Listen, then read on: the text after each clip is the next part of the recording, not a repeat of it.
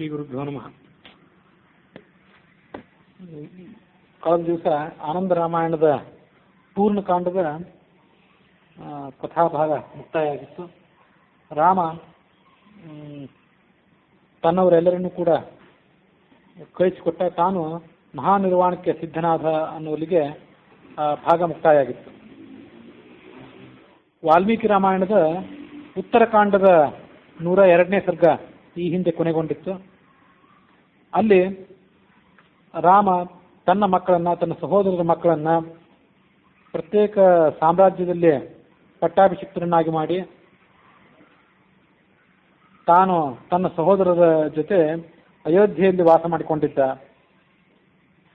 ಪರಮಧಾರ್ಮಿಕರಾದಂತಹ ಭರತ ಲಕ್ಷ್ಮಣಾದಿಗಳು ರಾಮನ ಪಾದ ಸೇವೆಯಲ್ಲಿ ಅವರು ಅನುರಾಗವುಳ್ಳವರಾಗಿದ್ದರು.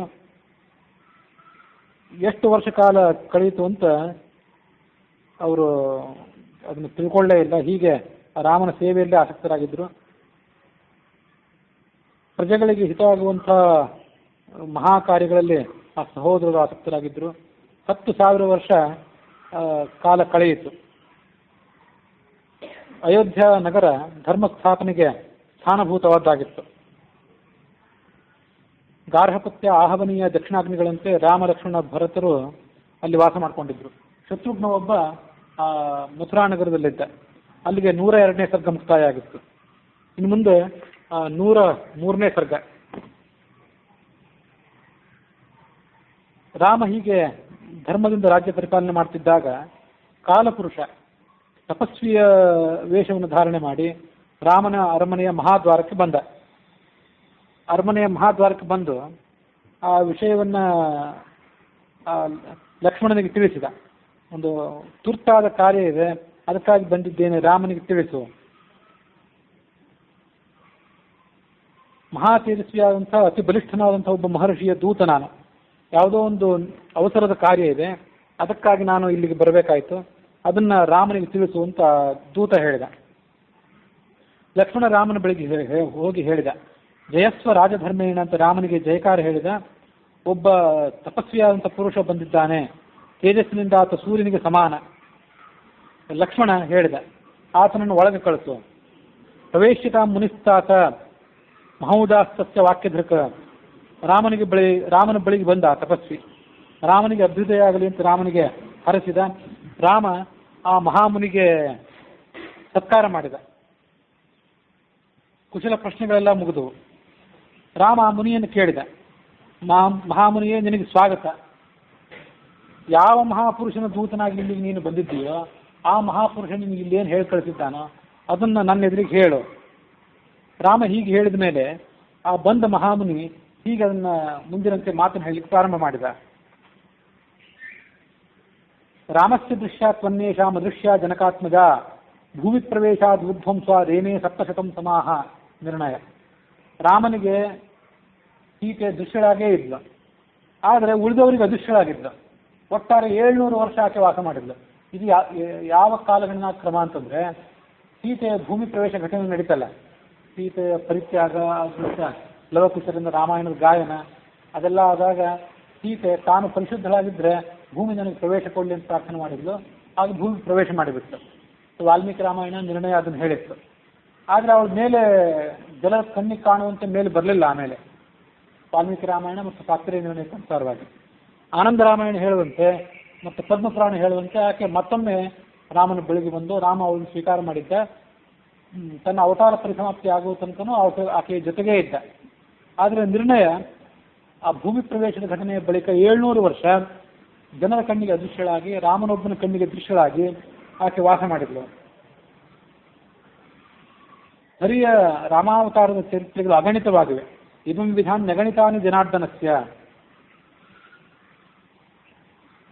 ಉಳಿದ ಸಾಮಾನ್ಯರಾದಂಥ ವ್ಯಕ್ತಿಗಳು ಅದನ್ನು ಮನಸ್ಸಿನಿಂದ ಆಲೋಚನೆ ಕೂಡ ಮಾಡಲಾರದು ಅಂಥ ಅದ್ಭುತವಾದ ಚರಿತ್ರೆಗಳಿವೆ. ಹೀಗೆ ಆ ರಾಮ ರಾಜ್ಯಭಾರ ಮಾಡ್ತಿದ್ದಾಗ ಆ ಭೂಲೋಕ ಎಲ್ಲ ಬ್ರಹ್ಮಲೋಕಕ್ಕೆ ಸಮಾನ ಆಗೋಯಿತು. ಎಲ್ಲ ಕಡೆ ಧರ್ಮದ ಆಳ್ವಿಕೆ ನಡೆದಿತ್ತು. ಆಗ ದೇವತೆಗಳು ಚತುರ್ಮುಖ ಬ್ರಹ್ಮನನ್ನೇ ಸಮೀಪಿಸಿದರಂತೆ. ಈ ಭೂಲೋಕ ತಾನು ಹೇಗಿರಬೇಕೋ ಹಾಗೇ ಇರಬೇಕು. ಅದು ಬ್ರಹ್ಮಲೋಕಕ್ಕೆ, ಇಂದ್ರಲೋಕಕ್ಕೆ, ಸಾಂತಾನಿಕ ಲೋಕಕ್ಕೆ, ವೈಕುಂಠಕ್ಕೆ ಸಮಾನ ಆಗಬಾರ್ದು. ಅದೇನಿದ್ರು ತಾತ್ಕಾಲಿಕ ಅಷ್ಟೇ. ರಾಮನು ಕೃಷ್ಣನು ಮತ್ತೊಬ್ಬರು ಯಾರೋ ಭೂಲೋಕದಲ್ಲಿ ಅವತಾರ ಮಾಡಿದ್ದಾಗಲಷ್ಟೇ ಆ ರೀತಿಯಾದ ಧರ್ಮ ಇರಬೇಕು. ಉಳಿದಂತೆ ಭೂಲೋಕ ತನ್ನ ಇತಿಮಿತಿಗಳಲ್ಲೇ ತಾನಿರಬೇಕು. ದೇವಲೋಕವು ದೇವಲೋಕವೇ ಆಗಿರಬೇಕು, ಭೂಲೋಕವು ಭೂಲೋಕವೇ ಆಗಿರಬೇಕು. ಇದು ದೈವಿ ವ್ಯವಸ್ಥೆ, ಪ್ರಕೃತಿ ವ್ಯವಸ್ಥೆ ಅದು. ಅದಕ್ಕಾಗಿ ಅವರು ರಾಮನ ಆಳ್ವಿಕೆಯಲ್ಲಿ ಭೂಮಿ ಸತ್ಯಲೋಕಕ್ಕೆ ಸಮಾನವಾಗಿ ಪ್ರಜೆಗಳಿಗೆ ಸುಖ ನೀಡ್ತಿತ್ತು ಅಂದರೆ ಅದು ಪ್ರಜೆಗಳಿಗೆ, ಆ ದೇವತೆಗಳಿಗೆ ಭೀತಿಗೆ ಕಾರಣ ಆಯಿತು. ಬ್ರಹ್ಮನ ಬಳಿಗೆ ಅವರು ಹೋದರು. ಬ್ರಹ್ಮನ ಬಳಿಗೆ ಹೋಗಿ ತಮ್ಮ ಆಲೋಚನೆ ಹೇಳ್ಕೊಂಡ್ರು. ಬ್ರಹ್ಮನು ಆಲೋಚನೆ ಮಾಡಿ, ಇನ್ನು ಭಗವಂತ ಈ ಭೂಲೋಕವನ್ನು ಬಿಟ್ಟು ಶ್ವೇತದ್ವೀಪಕ್ಕೆ ಬರಬೇಕು. ಅದಕ್ಕಾಗಿ ಆ ರಾಮನನ್ನೊಬ್ಬರು ಯಾರ್ಯಾರು ಪ್ರಾರ್ಥನೆ ಮಾಡಬೇಕು. ಶಿವನನ್ನು ಕಳಿಸ್ಕೊಟ್ಟ. ಶಿವ ಬಂದು ರಾಮನನ್ನ ಪ್ರಾರ್ಥನೆ ಮಾಡಿದ. ಏಕಾಂತಮೇತ್ಯ ರಘುಪೇಣ ಸಮಸ್ತ ಕಾಲೋ ರುದ್ರೋ ಜಗಾದ ವಚನಂ ಜಗತೋ ವಿಧಾತು ವೈಶೇಷ್ಯಮಾತ್ಮ ಸವಿನಸ್ಯ ಹಿ ಕಾಂಕ್ಷಮಾಣಾಃ ಸಾಮರ್ಥ್ಯಂತಿ ವಿಬುಧಾಃ ಸಹಿತಾ ವಿಧಾತ್ರ. ಬಂದ ಋಷಿ ಅಂತ ವಾಲ್ಮೀಕಿ ರಾಮಾಯಣದಲ್ಲಿ ಹೇಳಿದ ಪ್ರಕಾರ ಋಷಿ ಬಂದ ಅಂತ. ಆ ಋಷಿ ಬೇರೆ ಯಾರಲ್ಲ, ಸ್ವಯಂ ರುದ್ರನೇ ಆ ಋಷಿಯ ರೂಪದಿಂದ ಬಂದಿದ್ದ.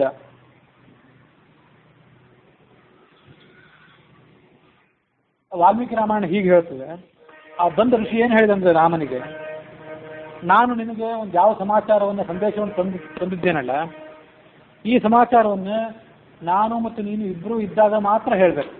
ಇದು ದೇವಗುಹ್ಯವಾದದ್ದು. ಇದನ್ನು ನಮ್ಮಿಬ್ಬರ ಹೊರತಾಗಿ ಇಲ್ಲಿ ಬೇರೆ ಯಾರೂ ಇರುವಂತಿಲ್ಲ. ಹಾಗಾಗಿ ಎಲ್ಲರನ್ನು ಕೂಡ ಹೊರಗೆ ಕಳಿಸು. ಮತ್ತು ಯಾರು ಇದನ್ನು ಕೇಳಿದರೆ, ಬೇರೆ ಯಾರಾದರೂ ಇದನ್ನು ಕದ್ದು ಕೇಳಿದರೆ, ಆಕಸ್ಮಿಕವಾಗಿ ಕೇಳಿದರೆ ನೀನು ಅವರಿಗೆ ಮರಣದಂಡನೆ ಕೊಡಬೇಕು. ಅಷ್ಟು ಉಗ್ರವಾದ ಶಾಸನವನ್ನು ನೀನು ಹೊರಡಿಸಿ ಆಮೇಲೆ ನಾನು ಹೇಳಲಿರುವಂಥ ಶಾಸನಕ್ಕೆ ಕಿವಿ ಕೊಡು ಆ ಋಷಿ ಹೇಳಿದ. ರಾಮ ಅದನ್ನು ಒಪ್ಕೊಂಡ. ಲಕ್ಷ್ಮಣನಿಗೆ ಹೇಳಿದ, ದ್ವಾರಪಾಲಕ ದ್ವಾರದಲ್ಲಿ ಏನಿರ್ತಾನೆ ಅವನನ್ನು ಕಳಿಸ್ಬಿಡು. ದ್ವಾರಪಾಲಕನಿಂದ ಏನಾದರೂ ಪ್ರಮಾದ ಆಗೋ ಸಾಧ್ಯತೆ ಇರ್ತದೆ, ನೀನೇ ಅಲ್ಲಿ ನಿಂತು ನಾವು ಇಬ್ಬರು ಮಾತಾಡೋದನ್ನ ನೀನು ಸೇರಿದಂತೆ ಮತ್ತಾರು ಕೇಳಿಸ್ಕೊಳ್ಳುವಂತೆ ವ್ಯವಸ್ಥೆ ಮಾಡು. ಯಾರ್ಯಾರು ಕೇಳಿಸ್ಕೊಂಡ್ರೆ ಆತ ನನ್ನ ಮೂಲಕ ಮರಣದಂಡನೆಯನ್ನು ಪಡ್ಕೋತಾನೆ. ಇದು ನನ್ನ ಪ್ರತಿಜ್ಞೆ. ಆ ಋಷಿ ದೂತನಿಗೆ ಆಯ್ತು, ಇನ್ನೆಲ್ಲ ವ್ಯವಸ್ಥೆ ಆಗಿದೆ, ಇನ್ನು ಆ ಸಮಾಚಾರವನ್ನು ಹೇಳು ಅಂತ ರಾಮ ಕೇಳಿಕೊಂಡ.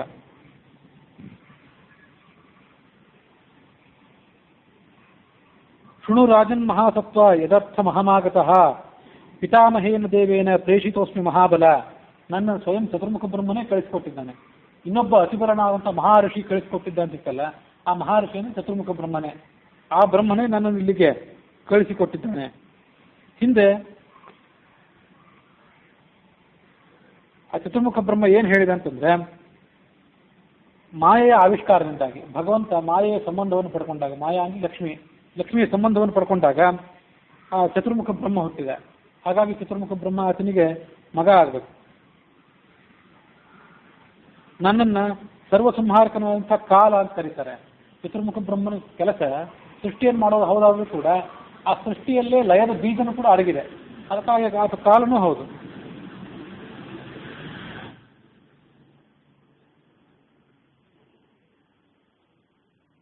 ಸಮಯಕ್ಕೆ ಕೃತಸೌಮ್ಯ ಲೋಕಾಂಶಂ ಪರಿರಕ್ಷಿತು. ಆ ಕಾಲ ಅಂತ ಏನು ಶಬ್ದ ಇದೆ, ಕಾಲನನ್ನ ಚತುರ್ಮುಖ ಬ್ರಹ್ಮನಿಗೆ ಹೊಂದಿಸಬಹುದು ಮತ್ತು ಅದನ್ನೇ ಈ ರುದ್ರನಿಗೂ ಕೂಡ ಹೊಂದಿಸಬಹುದು. ಶಾಸ್ತ್ರೀಯ ನಿರ್ಣಯದ ವ್ಯಾಖ್ಯಾನಗಳಲ್ಲಿ ಸಮಸ್ತ ಕಾಲ ರಘುಪೇಣ ಸಮಸ್ತ ಕಾಲ, ಸಮಸ್ತ ಜಗತ್ತಿಗೂ ಲಯವನ್ನು ಕೊಡುವಂತಹ ರುದ್ರ ಅಂತಿದೆ ಶಾಸ್ತ್ರೀಯ ನಿರ್ಣಯದಲ್ಲಿ. ಅದನ್ನೇ ಕಾಲ ಅಂತ ವಾಲ್ಮೀಕಿ ರಾಮಾಯಣದಲ್ಲಿ ಹೇಳಿದೆ. ಚತುರ್ಮುಖ ಬ್ರಹ್ಮ ಏನು ಸಮಾಚಾರ ಹೇಳಿದ್ದ ಅದನ್ನು ಹೀಗೆ ಹೇಳ್ತಾನೆ. ಮೊದಲು ರುದ್ರ ತನ್ನ ಉತ್ಪತ್ತಿ ಬಗ್ಗೆ ಹೇಳ್ಕೊಂಡ. ನಾನು ಸ್ವಲ್ಪ ಸಮಾಜದಿಂದ ವ್ಯತ್ಯಾಸ ಮಾಡಿ ಹೇಳಿದೆ. ನಾನು ನಿನಗೆ ಮಗನಾಗಬೇಕು, ಮಗನೂ ಹೌದು ಮೊಮ್ಮಗನೂ ಹೌದು ರುದ್ರ. ಎಲ್ಲರೂ ಕೂಡ ಭಗವಂತನ ಮಕ್ಕಳೇ ಅನ್ನೋ ದೃಷ್ಟಿಯಿಂದ ಆತ ಮಗ. ಚತುರ್ಮುಖ ಬ್ರಹ್ಮನನ್ನು ಹುಟ್ಟಿದವನು ಅನ್ನೋ ಕಾರಣಕ್ಕಾಗಿ ಮೊಮ್ಮಗ. ಆ ಚತುರ್ಮುಖ ಏನು ಹೇಳಿದ ಅಂತಂದ್ರೆ, 3 ಲೋಕಗಳ ರಕ್ಷಣೆಗಾಗಿ ನೀನೇನು ಪ್ರತಿಜ್ಞೆ ಮಾಡಿದ್ದೆ, ರಾವಣಾದಿಗಳನ್ನು ಹತ್ಯೆ ಮಾಡ್ತೇನೆ ಅಂತ, ಆ ಪ್ರತಿಜ್ಞೆ ಈಗ ಈಡೇರಿದೆ. ಯಾವುದಕ್ಕಾಗಿ ಭೂಲೋಕದಲ್ಲಿ ಅವತಾರ ಮಾಡಿದ್ದ ಆ ಕೆಲಸವೂ ಕೂಡ ಈಗ ಮುಗಿದಿದೆ. ನೀನು ಮೊಟ್ಟ ಮೊದಲಿಗೆ ನನ್ನನ್ನು ಸೃಷ್ಟಿ ಮಾಡಿದೆ, ಅಂದರೆ ಚತುರ್ಮುಖ ಬ್ರಹ್ಮನನ್ನು ಸೃಷ್ಟಿ ಮಾಡಿದೆ. ಅನಂತ ಅನ್ನುವ ಹೆಸರಿನ ಮಹಾಸರ್ಪವನ್ನು ನಿನ್ನ ಮಾಯೆಯಿಂದ ಸೃಷ್ಟಿ ಮಾಡಿದೆ. ಮುಂದೆ ಮಧುಕೈಟಪರಿಗೆ ಜನ್ಮ ಕೊಟ್ಟು ಅವರನ್ನ ನಾಶ ಮಾಡಿ ಅವರ ಮೂಲೆಗಳ ರಾಶಿಯಿಂದ ಮೇಧಸ್ಸಿನಿಂದ ಈ ಮೇದಿನಿಯನ್ನ ಅಂದರೆ ಭೂಮಿಯನ್ನು ಸೃಷ್ಟಿ ಮಾಡಿದೆ. ಅವಳಿಗೆ ಮೇದಿನಿ ಅಂತ ಹೆಸರು ಬರಲಿಕ್ಕೆ ಅದೇ ಕಾರಣ. ಆ ಮಧುಕೈಟಕನ ಮೇಧಸ್ಸಿನಿಂದ ಹುಟ್ಟಿದವಳು ಅನ್ನೋ ಕಾರಣಕ್ಕಾಗಿ. ಮತ್ತು ನಿನ್ನ ನಾಭಿಯ ಕಮಲದಲ್ಲಿದ್ದಂತಹ ನನಗೆ, ಅಂದರೆ ಚತುರ್ಮುಖ ಬ್ರಹ್ಮನಿಗೆ, ಈ ಸೃಷ್ಟಿಯ ಭಾರವನ್ನೆಲ್ಲ ವಹಿಸಿದೆ. ನಾನು ನಿನ್ನನ್ನೇ ಉಪಾಸನೆ ಮಾಡಿದೆ, ಭಗವಂತನನ್ನೇ ಉಪಾಸನೆ ಮಾಡಿದೆ. ಉಪಾಸನೆ ಮಾಡಿ ನಿನ್ನನ್ನೇ ಪ್ರಾರ್ಥನೆ ಮಾಡಿಕೊಂಡೆ. ರಕ್ಷಾಂ ವಿಧಸ್ವ ಭೂತೇಶು ಮಮ ತೇಜಸ್ಕರೋ ಭವಾನ್. ನನ್ನ ಜ್ಞಾನಶಕ್ತಿ, ನನ್ನ ಕ್ರಿಯಾಶಕ್ತಿ ಇದೆಲ್ಲದಕ್ಕೂ ನೀನೇ ಮೂಲನಾಗಿದ್ದಿ. ನಿನ್ನನ್ನು ಹೊರತು ನನ್ನಲ್ಲಿ ಯಾವುದೇ ಶಕ್ತಿ ಇಲ್ಲ. ನಾನು ಈ ಕೆಲಸ ಮಾಡಬೇಕಾದ್ದು ನಿನ್ನದೇ ಕಾರ್ಯ ಆಗಿದೆ ಅಂತ ಚತುರ್ಮುಖ ಬ್ರಹ್ಮ ವಿಷ್ಣುವನ್ನು ಪ್ರಾರ್ಥನೆ ಮಾಡಿದ. ನೀನೇ ಅಂದರೆ ವಿಷ್ಣುವೇ ಮುಂದೆ ಅದಿತಿಯ ಪುತ್ರನಾಗಿ ವಾಮನನಾಗಿ ಜನಿಸಿದೆ. ಅದಾದ ಬಳಿಕ ಆ ವಾಮನನಾಗಿ ಜನಿಸಿದ ಆ ಪ್ರಭಾವದಿಂದಾಗಿಯೇ, ನಿನ್ನ ಪ್ರಭಾವದಿಂದಾಗಿಯೇ ಇಂದ್ರಾದಿ ದೇವತೆಗಳು ರಾಕ್ಷಸರನ್ನು ಗೆದ್ದು ತಮ್ಮ ತಮ್ಮ ಸಾಮ್ರಾಜ್ಯದಲ್ಲಿ ಸುಪ್ರತಿಷ್ಠಿತರಾದರು. ವಾಮನಾವತಾರ ಆದ ಬಳಿಕ ಪರಶುರಾಮ ಅವತಾರ ಆಯಿತು. ಮುಂದೆ ರಾಮಾವತಾರ ಬರುವಂಥ ಪ್ರಸಂಗ ಬಂದಿತ್ತು. ರಾವಣನನ್ನು ಹತ್ಯೆ ಮಾಡುವಂಥ ಪ್ರಸಂಗ ಬಂದಿತ್ತು. ನೀನು ಮನುಷ್ಯನಾಗಿ ಜನ್ಮ ತಾಳಬೇಕು ಅಂತ ಅಪೇಕ್ಷೆ ಪಟ್ಟು 11,000 ವರ್ಷ ಭೂಮಿಯಲ್ಲಿ ವಾಸ ಮಾಡಬೇಕು ಅಂತ ನಿರ್ಧಾರ ಕೂಡ ಮಾಡಿದೆ. ನೀನು ನಿನ್ನ ಸಂಕಲ್ಪದಿಂದಲೇ ದಶರಥನ ಮಗನಾಗಿ ಹುಟ್ಟಿದೆ. ಕರ್ಮದಿಂದಾಗಿ ಹುಟ್ಟಲಿಲ್ಲ, ಪ್ರಾರಬ್ಧ ಕರ್ಮದಿಂದಾಗಿ ಹುಟ್ಟಲಿಲ್ಲ, ಸಂಕಲ್ಪದಿಂದಾಗಿ ಲೀಲೆಯಿಂದಾಗಿ ಮಾತ್ರ ಹುಟ್ಟಿದೆ. ನಿನ್ನ ಪೂರ್ಣಾಯುಷ್ಯ ಈಗ ಮುಗಿದಿದೆ. ಅವತಾರ ಕಾರ್ಯದ ಉದ್ದೇಶವೂ ಮುಗಿದಿದೆ. ಇನ್ನು ನೀನು ನಮ್ಮ ಲೋಕಕ್ಕೆ ಬರಬೇಕು. ಆದರೆ ಇನ್ನೂ ಮುಂದೂ ಕೂಡ ಇದೇ ಲೋಕದಲ್ಲಿದ್ದು ಈ ಪ್ರಜೆಗಳನ್ನು ಪಾಲನೆ ಮಾಡಬೇಕು ಅಂತ ನಿನಗೇನಾದರೂ ಅಪೇಕ್ಷೆ ಇದ್ದರೆ, ನಿನಗೆ ಹಾಗೆ ಮನಸ್ಸಿದ್ರೆ ನೀನು ಅದನ್ನೇ ಮಾಡಬಹುದು. ಅಥವಾ ದೇವಲೋಕಕ್ಕೆ ಬರಬೇಕು ಅಂತ ಅಪೇಕ್ಷೆ ಇದ್ದರೆ ಅಲ್ಲೇ ಬಾ, ನೀನು ಲೋಕಕ್ಕೆ ಬಂದು ತಲುಪು. ನೀನು ವೈಕುಂಠದಲ್ಲಿ ಪ್ರತಿಷ್ಠಿತನಾದರೆ, ಮೂಲ ರೂಪದಲ್ಲಿ ಏಕೀಭಾವವನ್ನು ಪಡೆದ ಬಳಿಕ ದೇವತೆಗಳು ಸಂತುಷ್ಟರಾಗ್ತಾರೆ. ಹೀಗ ದೂತನ ಅಂತ ತಾಪಸ ಹೇಳಿದ. ಇದು ಚತುರ್ಮುಖ ಬ್ರಹ್ಮನ ಯಥಾವತ್ತಾದಂಥ ಸಂದೇಶ ಇದು. ರಾಮ ಆ ಮಾತನ್ನ ಕೇಳಿದ. ಚತುರ್ಮುಖ ಬ್ರಹ್ಮನ ಮಾತನ್ನು ಕೇಳಿ ನಾನು ಸುಪ್ರೀತನಾಗಿದ್ದೇನೆ, ನನಗೆ ಸಂತೋಷ ಅನಿಸಿದೆ. ನಾನು ನನ್ನ ಅವತಾರವನ್ನು ಪರಿಸಮಾಪ್ತಿ ಮಾಡಿ ಮೂಲ ರೂಪದಲ್ಲಿ ನಾನು ಏಕೀಭಾವವನ್ನು ಹೊಂದುತ್ತೇನೆ. ಎಲ್ಲಿಂದ ಬಂದಿದ್ನೋ ಅಲ್ಲಿಗೆ ಹೋಗ್ತೇನೆ. ಈ ವಿಷಯದಲ್ಲಿ ಮತ್ತೊಮ್ಮೆ ವಿಮರ್ಶೆ ಮಾಡಬೇಕಾದಂಥ ಅವಶ್ಯಕತೆ ಇಲ್ಲ. ಇದು ದೈವಿ ವ್ಯವಸ್ಥೆ. ಎಲ್ಲಿ ತನಕ ನಾನು ಇಲ್ಲಿ ಇರಬೇಕಾಗಿತ್ತೋ ಅಲ್ಲಿ ತನಕ ಅವತಾರ ಇರಬೇಕು. ಅವತಾರ ಕಾರ್ಯ ಪರಿಸಮಾಪ್ತ ಆದ ಬಳಿಕ ನಾನು ಕೂಡ ಹೋಗಬೇಕು. ಇದು ದೇವತೆಗಳ ಅಪೇಕ್ಷೆಯಂತೆ ನಾನು ಕೂಡ ನಡ್ಕೊಳ್ಬೇಕಾದ್ದು ನನ್ನ ಧರ್ಮ ಆಗಿದೆ.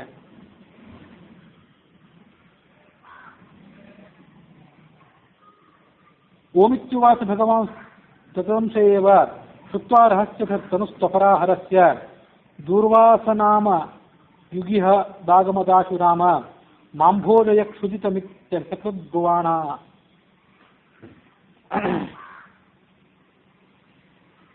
ಮುಂದೆ ಆ ಕಾಲಪುರುಷ ಅಂದರೆ ಶಿವ ಮತ್ತು ರಾಮ ಹೀಗೆ ಮಾತಾಡ್ತಿದ್ದಾಗ ಅಲ್ಲಿಗೆ ದೂರ್ವಾಸ ಋಷಿ ಬಂದ. ವಾಲ್ಮೀಕಿ ರಾಮಾಯಣ ಹಾಗೆ ಹೇಳ್ತದೆ. ಆ ವಾಲ್ಮೀಕಿ ರಾಮಾಯಣ ಆ ದೂರ್ವಾಸ ಋಷಿ ಬಂದ ಅಂತ ಹೇಳಿದೆ. ತಾತ್ಪರ್ಯ ನಿರ್ಣಯ ಅದನ್ನ ತನುಸ್ತಪರಾಹರಸ್ಯ, ಹರನದ್ದೇ ಮತ್ತೊಂದು ರೂಪ. ರುದ್ರನೇ ಒಂದು ರೂಪದಿಂದ ತಾಪಸ ರೂಪನಾಗಿ ರಾಮನ ಬಳಿಗೆ ಬಂದಿದ್ದ. ದೇವತಾ ಕಾರ್ಯವನ್ನು ತಿಳಿಸಿದ. ಅವತಾರ ಪರಿಸಮಾಪ್ತಿ ಮಾಡು, ಇಲ್ಲಿಂದ ವೈಕುಂಠಕ್ಕೆ ಬಾ ಅಂತ ಕೇಳ್ಕೊಂಡ. ಮತ್ತೊಂದು ರೂಪದಿಂದ ದುರ್ವಾಸನ ರೂಪದಿಂದ ಅಲ್ಲಿಗೆ ಅವಸರದಿಂದ ಬಂದ. ನನಗೊಂದು ಅವಸರದ ಕಾರ್ಯ ಇದೆ, ಅದಕ್ಕಾಗಿ ಬೇಗನೆ ರಾಮನ ದರ್ಶನ ಮಾಡಿಸು. ಲಕ್ಷ್ಮಣ ಆ ಮಹರ್ಷಿಗೆ ಹೇಳಿದ, ನಿಮ್ಮ ಕಾರ್ಯ ಏನು ಅಂತ ಏನಾದರೂ ನನಗಿದ್ರೆ ಹೇಳಿ, ನಾನೇ ಆ ಕಾರ್ಯ ಮಾಡಿಕೊಡ್ತೇನೆ. ರಾಮ ಈಗ ಒಂದು ಅವಸರದ ಕಾರ್ಯದಲ್ಲಿ ಮಗ್ನನಾಗಿದ್ದಾನೆ. ಒಂದು ಕೆಲವು ಕಾಲ ನೀವು ಮುಹೂರ್ತ ಕಾಲ ನೀವು ಕಾಯಬೇಕು. ರಾಮನ ದರ್ಶನ ನೀವೀಗ ಮಾಡುವಂತಿಲ್ಲ. ದುರ್ವಾಸರ ಮನಸ್ಸು ಕೋಪದಿಂದ ಕದರಿ ಹೋಯಿತು. ಆ ಲಕ್ಷ್ಮಣನನ್ನು ಸುಟ್ಟೇ ಬಿಡ್ತಾರೇನೋ ಅನ್ನುವಂತ ಅವರು ಆತನಿಗೆ ಹೇಳಿದರು. ಇದೇ ಕ್ಷಣದಲ್ಲಿ ನಾನು ಬಂದಿದ್ದೇನೆ ಅನ್ನೋದು ರಾಮನಿಗೆ ಹೇಳಬೇಕು. ಹೇಳದೇ ಇದ್ರೆ ನಿನ್ನನ್ನ, ರಾಮನನ್ನ, ಅಯೋಧ್ಯೆಯನ್ನ, ಭರತ, ನಿಮ್ಮ ವಂಶ ಎಲ್ಲವೂ ಕೂಡ ಹಾಳಾಗಿ ಹೋಗುವಂತೆ ನಾನು ಶಾಪ ಕೊಟ್ಟು ಬಿಡ್ತೇನೆ. ನನಗೆ ಕೋಪ ತಡ್ಕೊಳ್ಳಿಕ್ಕಾಗ್ತಿಲ್ಲ. ಲಕ್ಷ್ಮಣ ಕೆಲವು ಕಾಲ ಆಲೋಚನೆ ಮಾಡಿದ್ನಂತೆ. ನಾನು ದುರ್ವಾಸನ ಒಳಗೆ ಬಿಡದೇ ಇದ್ರೆ ನನಗೂ ಶಾಪ, ರಾಮನಿಗೆ ಶಾಪ, ಅಯೋಧ್ಯೆಗೆ ಶಾಪ, ಪ್ರಜೆಗಳಿಗೆ ಶಾಪ, ಎಲ್ಲರಿಗೂ ಶಾಪ. ಬಿಟ್ಟರೆ ನನಗೊಬ್ಬನಿಗೆ ಮರಣದಂಡನೆ. ಯಾರನ್ನು ಒಳಗೆ ಬಿಡಬೇಡ ಅಂತ ರಾಮ ಹೇಳಿದ್ದ. ದುರ್ವಾಸನ ಒಳಗೆ ಬಿಟ್ಟಿದ್ದಕ್ಕಾಗಿ ರಾಮ ನನಗೆ ಮರಣದಂಡನೆ ಕೊಡಬಹುದು. ಅಷ್ಟು ಬಿಟ್ಟರೆ ಹೆಚ್ಚಿಂದೇನಾಗಲಿಕ್ಕಿಲ್ಲ. ಹಾಗಾಗಿ ಬಿಟ್ಟರೆ ನನಗೊಬ್ಬನಿಗೆ ತೊಂದರೆ, ಬಿಡದೇ ಇದ್ರೆ ಎಲ್ಲರಿಗೂ ತೊಂದರೆ. ಅದಕ್ಕಾಗಿ ಬಿಟ್ಟೇ ಬಿಡೋಣ ಅಂತ ಆಲೋಚನೆ ಮಾಡಿದ್ನಂತ ಲಕ್ಷ್ಮಣ. ರಾಮನ ಬಳಿಗೆ ಹೋದ ದುರ್ವಾಸ ಬಂದಿದ್ದಾನೆ ಅಂತ ಅನ್ನೋದನ್ನು ಹೇಳಿದ. ರಾಮ ಆ ಲಕ್ಷ್ಮಣನ ಮಾತನ್ನು ಕೇಳಿದ, ಕಾಲಪುರುಷನನ್ನು ಬೀಳ್ಕೊಟ್ಟ. ಕಾಲಪುರುಷ ಕೊಡಬೇಕಾದ ಸಂದೇಶ ಕೊಟ್ಟಾಗಿತ್ತು. ಮಹಾದ್ವಾರದಲ್ಲಿ ಅಸುರಿಯ ಪುತ್ರನಂತ ದೂರ್ವಾಸ ಇದ್ದ. ಆತನನ್ನು ನೋಡಿದ. ಕಿಂ ಕಾರ್ಯಂ ಮಹಾಮುನೆ, ನೀವಿಲ್ಲಿ ಯಾತಕ್ಕಾಗಿ ಬಂದಿದ್ದೀರಿ, ನಿಮಗೆ ನಾನು ಮಾಡಿಕೊಡಬೇಕಂತ ಕಾರ್ಯ ಏನಿದೆ ಅದನ್ನು ಹೇಳಿ ಅಂತ ಅವರನ್ನ ಕೇಳಿಕೊಂಡ.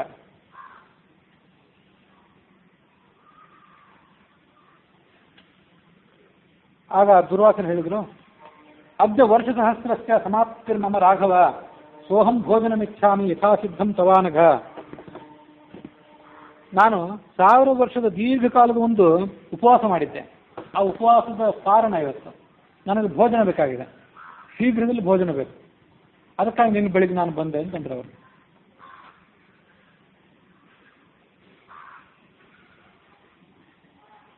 ನಿನ್ನ ಅರಮನೆಯಲ್ಲಿ ಈಗ ಯಾವ ಭೋಜನ ಸಿದ್ಧ ಆಗಿದೆಯೋ ಅದನ್ನೇ, ನನಗೆ ಹೆಚ್ಚು ಕಾಯುವಂಥ ಈಗ ಶಕ್ತಿ ಇಲ್ಲ. ಏನು ಭೋಜನ ಸಿದ್ಧ ಆಗಿದೆ ಅದೇ ಭೋಜನ. ಸಿದ್ಧವಾದಂಥ ಭೋಜನವನ್ನು ಆ ದುರ್ವಾಸರಿಗೆ ರಾಮ ಮಾಡಿಸಿದ. ಅವರು ಅದು ಭೋಜನ ಮಾಡಿದರು. ರಾಮನನ್ನು ಪ್ರಶಂಸೆ ಮಾಡಿ ಅಲ್ಲಿಂದ ಹೊರಟೋದು. ಅದನ್ನು ತಾತ್ಪರ್ಯದಿಂದ ಹೀಗೆ ಸ್ವಲ್ಪ ವಿವರಿಸಿ ಹೇಳಿದೆ. ಸಿದ್ಧಂ ನ ದೇಯಮುತ ಸಾಧ್ಯಂ ಅಪೀತಿ ಚ ವಾಕ್ಯಂ ಸುತ್ವಾಶ್ಚ ವಾಕ್ ಸಮಯ ಜಾತ ಮುರುಸ್ವಹಸ್ತಾತ್ ಅನ್ನಂ ಚತುರ್ಗುಣ ಮದಾದಮೃತೋಪಮಾನಂ ರಾಮಸ್ತದಾಪ್ಯ ಬುಭುದೇತ ಮುನಿಶ್ಚತುಷ್ಟ. ಅವನು ದುರ್ವಾಸನ ಷರತ್ತುಗಳು ಯಾವಾಗಲೂ ಹೇಗಿರ್ತಿತ್ತು ಅಂದರೆ, ನನಗೀಗ ಹಸಿವಾಗಿದೆ, ಈಗ ಊಟ ಬೇಕು, ಈಗಾಗಲೇ ಹಿಂದೆ ಸಿದ್ಧವಾಗಿರುವಂಥ ಭೋಜನ ಆಗಬಾರ್ದು, ಯಾವಾಗಲೂ ಮಾಡಿಟ್ಟಿದ್ದರಿಗೆ. ಇನ್ನೊಂದು ಅರ್ಧ ಗಂಟೆ ಮುಕ್ಕಾಲು ಗಂಟೆ ಕಾಯಿರಿ, ಅಡುಗೆ ಮಾಡಿಕೊಡ್ತೀನಿ ಅಂತನ್ನುವಂತೀವಿ ಇಲ್ಲ. ಈಗಲೇ ಭೋಜನ ಬೇಕು, ಅದು ಈಗಲೇ ತಯಾರಾಗಬೇಕು, ಕ್ಷಣಾರ್ಧದಲ್ಲಿ ತಯಾರಾಗಬೇಕು, ಕ್ಷಣಾರ್ಧದಲ್ಲಿ ಭೋಜನ ಆಗಬೇಕು. ಇಂಥ ವಿಲಕ್ಷಣವಾದ ಬೇಡಿಕೆ ಅವರು. ರಾಮ ಅಮೃತದಂಥ 4 ಬಗೆಯ ಅನ್ನವನ್ನು ಕೊಟ್ಟನಂತೆ. ಭಕ್ಷ್ಯ, ಭೋಜ್ಯ, ಲೇಹ್ಯ, ಪೇಯ ಅನ್ನುವಂಥ ಭೋಜನ ಅವರಿಗೆ ಕೂಡಲೇ ಕೊಟ್ಟುಬಿಟ್ಟ. ಯೋಗ ಬಲದಿಂದ ಅದನ್ನು ತಕ್ಷಣ ಸಿಟ್ಟು ಮಾಡಿಕೊಡ್ಬೇಕು ಅಂತ ಆತ ಆಲೋಚನೆ ಮಾಡಿದಂತೆ. ರಾಮ ಏನು ಮಾಡಿದ, ಅದು ತಾತ್ಪರ್ಯ ನಿರ್ಣಯದಲ್ಲಿಲ್ಲ, ತಾತ್ಪರ್ಯ ನಿರ್ಣಯದ ವಾದರಾಜರ ವ್ಯಾಖ್ಯಾನದಲ್ಲಿ ಆ ದುರ್ವಾಸರ ತನ್ನ ಕೈಯಲ್ಲಿ ತನ್ನ ಬೆರಳುಗಳನ್ನು ಹೀಗೆ ಹಿಡಿದಂತೆ. ದುರ್ವಾಸರ ಕೈ ಒಟ್ಟಿದ್ರು. ಇವನು 4 ಬೆರಳುಗಳನ್ನು ಹಿಡಿದ, ಹೆಬ್ಬೆರಳು ಒಂದಿರಲಿಲ್ಲ, 4 ಬೆರಳು ಹೀಗೆ ಹಿಡಿದ. 4 ಬೆರಳುಗಳು ಅಂತಿದೆ, 2 ಕೈಗಳು ಅಂತಿಲ್ಲ. ನಾವು ಭಗವಂತನಿಗೆ ಸೃಷ್ಟಿ ಮಾಡಲಿಕ್ಕೆ 2 ಕೈಯೂ ಬೇಕಾಗಿಲ್ಲ, 1 ಕೈ ಸಾಕು. ಆ 1 ಕೈಯಲ್ಲಿ ಹೆಬ್ಬೆರಳು ಒಂದನ್ನು ಬಿಟ್ಟು 4 ಬೆರಳುಗಳನ್ನು ದುರ್ವಾಸನ ಕೈಯಲ್ಲಿಟ್ಟ. ಭಕ್ಷ್ಯ, ಭೋಜ್ಯ, ಲೇಖ್ಯ, ಪೇಯ ಅನ್ನುವಂಥ 4 ಬಗೆಯ ಅಮೃತದಂಥ ಭೋಜನ ಸಿದ್ಧ ಆಯಿತು. ಇದು ಕಾಮಧೇನುವಿನ 4 ಸ್ತನಗಳಿಂದ ಹೇಗೆ ಕ್ಷೀರ ಬರ್ತದೋ ಹಾಗೆ ಭಗವಂತನ ಅನುಗ್ರಹದಿಂದ, ಭಗವಂತನ ಯೋಗ ಬಲದಿಂದ ಅನ್ನ ಸಿದ್ಧ ಆಯಿತು. ಭಕ್ಷ್ಯ ಅಂತಂದರೆ ಭೋಜ್ಯ ಅನ್ನೋಕ್ಕೂ ವ್ಯತ್ಯಾಸ ಏನು? ಭೋಜ್ಯ ಅಂದರೆ ಅನ್ನದಲ್ಲಿ ಭೋಜನ ಏನು ಮಾಡ್ತೀವಲ್ಲ ಅದರಲ್ಲಿ ಪ್ರಧಾನವಾದ ಆಹಾರ. ನಾವು ಅನ್ನ ಮತ್ತು ರೊಟ್ಟಿ, ಚಪಾತಿ ಇತ್ಯಾದಿಗಳು ಭೋಜ್ಯ ಅಂತ ಅನ್ಕೋತಾರೆ, ಅವು ನಮ್ಮ ಪ್ರಧಾನ ಆಹಾರ. ಭಕ್ಷ್ಯ ಅಂತಂದರೆ ವಿಶೇಷ ಸಂದರ್ಭದಲ್ಲಿ ಸಿಹಿ ತಿಂಡಿ ಇತ್ಯಾದಿಗಳನ್ನೇನು ಮಾಡಿ ಇಂತಿಂಥ ದಿವಸ ಮಾಡಬೇಕು ಅಂತ ಇರ್ತದಲ್ಲ, ಅದನ್ನು ಮಾಡಿ ತಿಂತೇವಲ್ಲ, ದೇವರಿಗೆ ಅರ್ಪಣೆ ಮಾಡಿ, ಅದಕ್ಕೆ ಭೋಜ್ಯ ಅಂತ ಇರ್ತದೆ, ಅದಕ್ಕೆ ಭಕ್ಷ್ಯ ಅಂತ ಇರ್ತದೆ. ಭೋಜ್ಯ ಅಂದರೆ ದಿನನಿತ್ಯದ ಭೋಜನ. ಲೇಹ್ಯ ಮತ್ತು ಪೇಯ ಅಂತ ಎರಡನೇದು. ಲೇಹ್ಯ ಅಂತಂದರೆ ಅದನ್ನು ನಾಲಿಗೆಯ ಮೂಲಕ ಸೀಪಿ ತಿನ್ನಬೇಕಾದಂಥದ್ದು, ಕೆಲವು ವಿಶಿಷ್ಟವಾದ ತಿನಿಸುಗಳು. ಪೇಯ ಅಂದರೆ ಕುಡಿಯಬೇಕಾಗುತ್ತೆ, ಕ್ಷೀರ, ಪಾನಕ ಮೊದಲಾದವುಗಳು.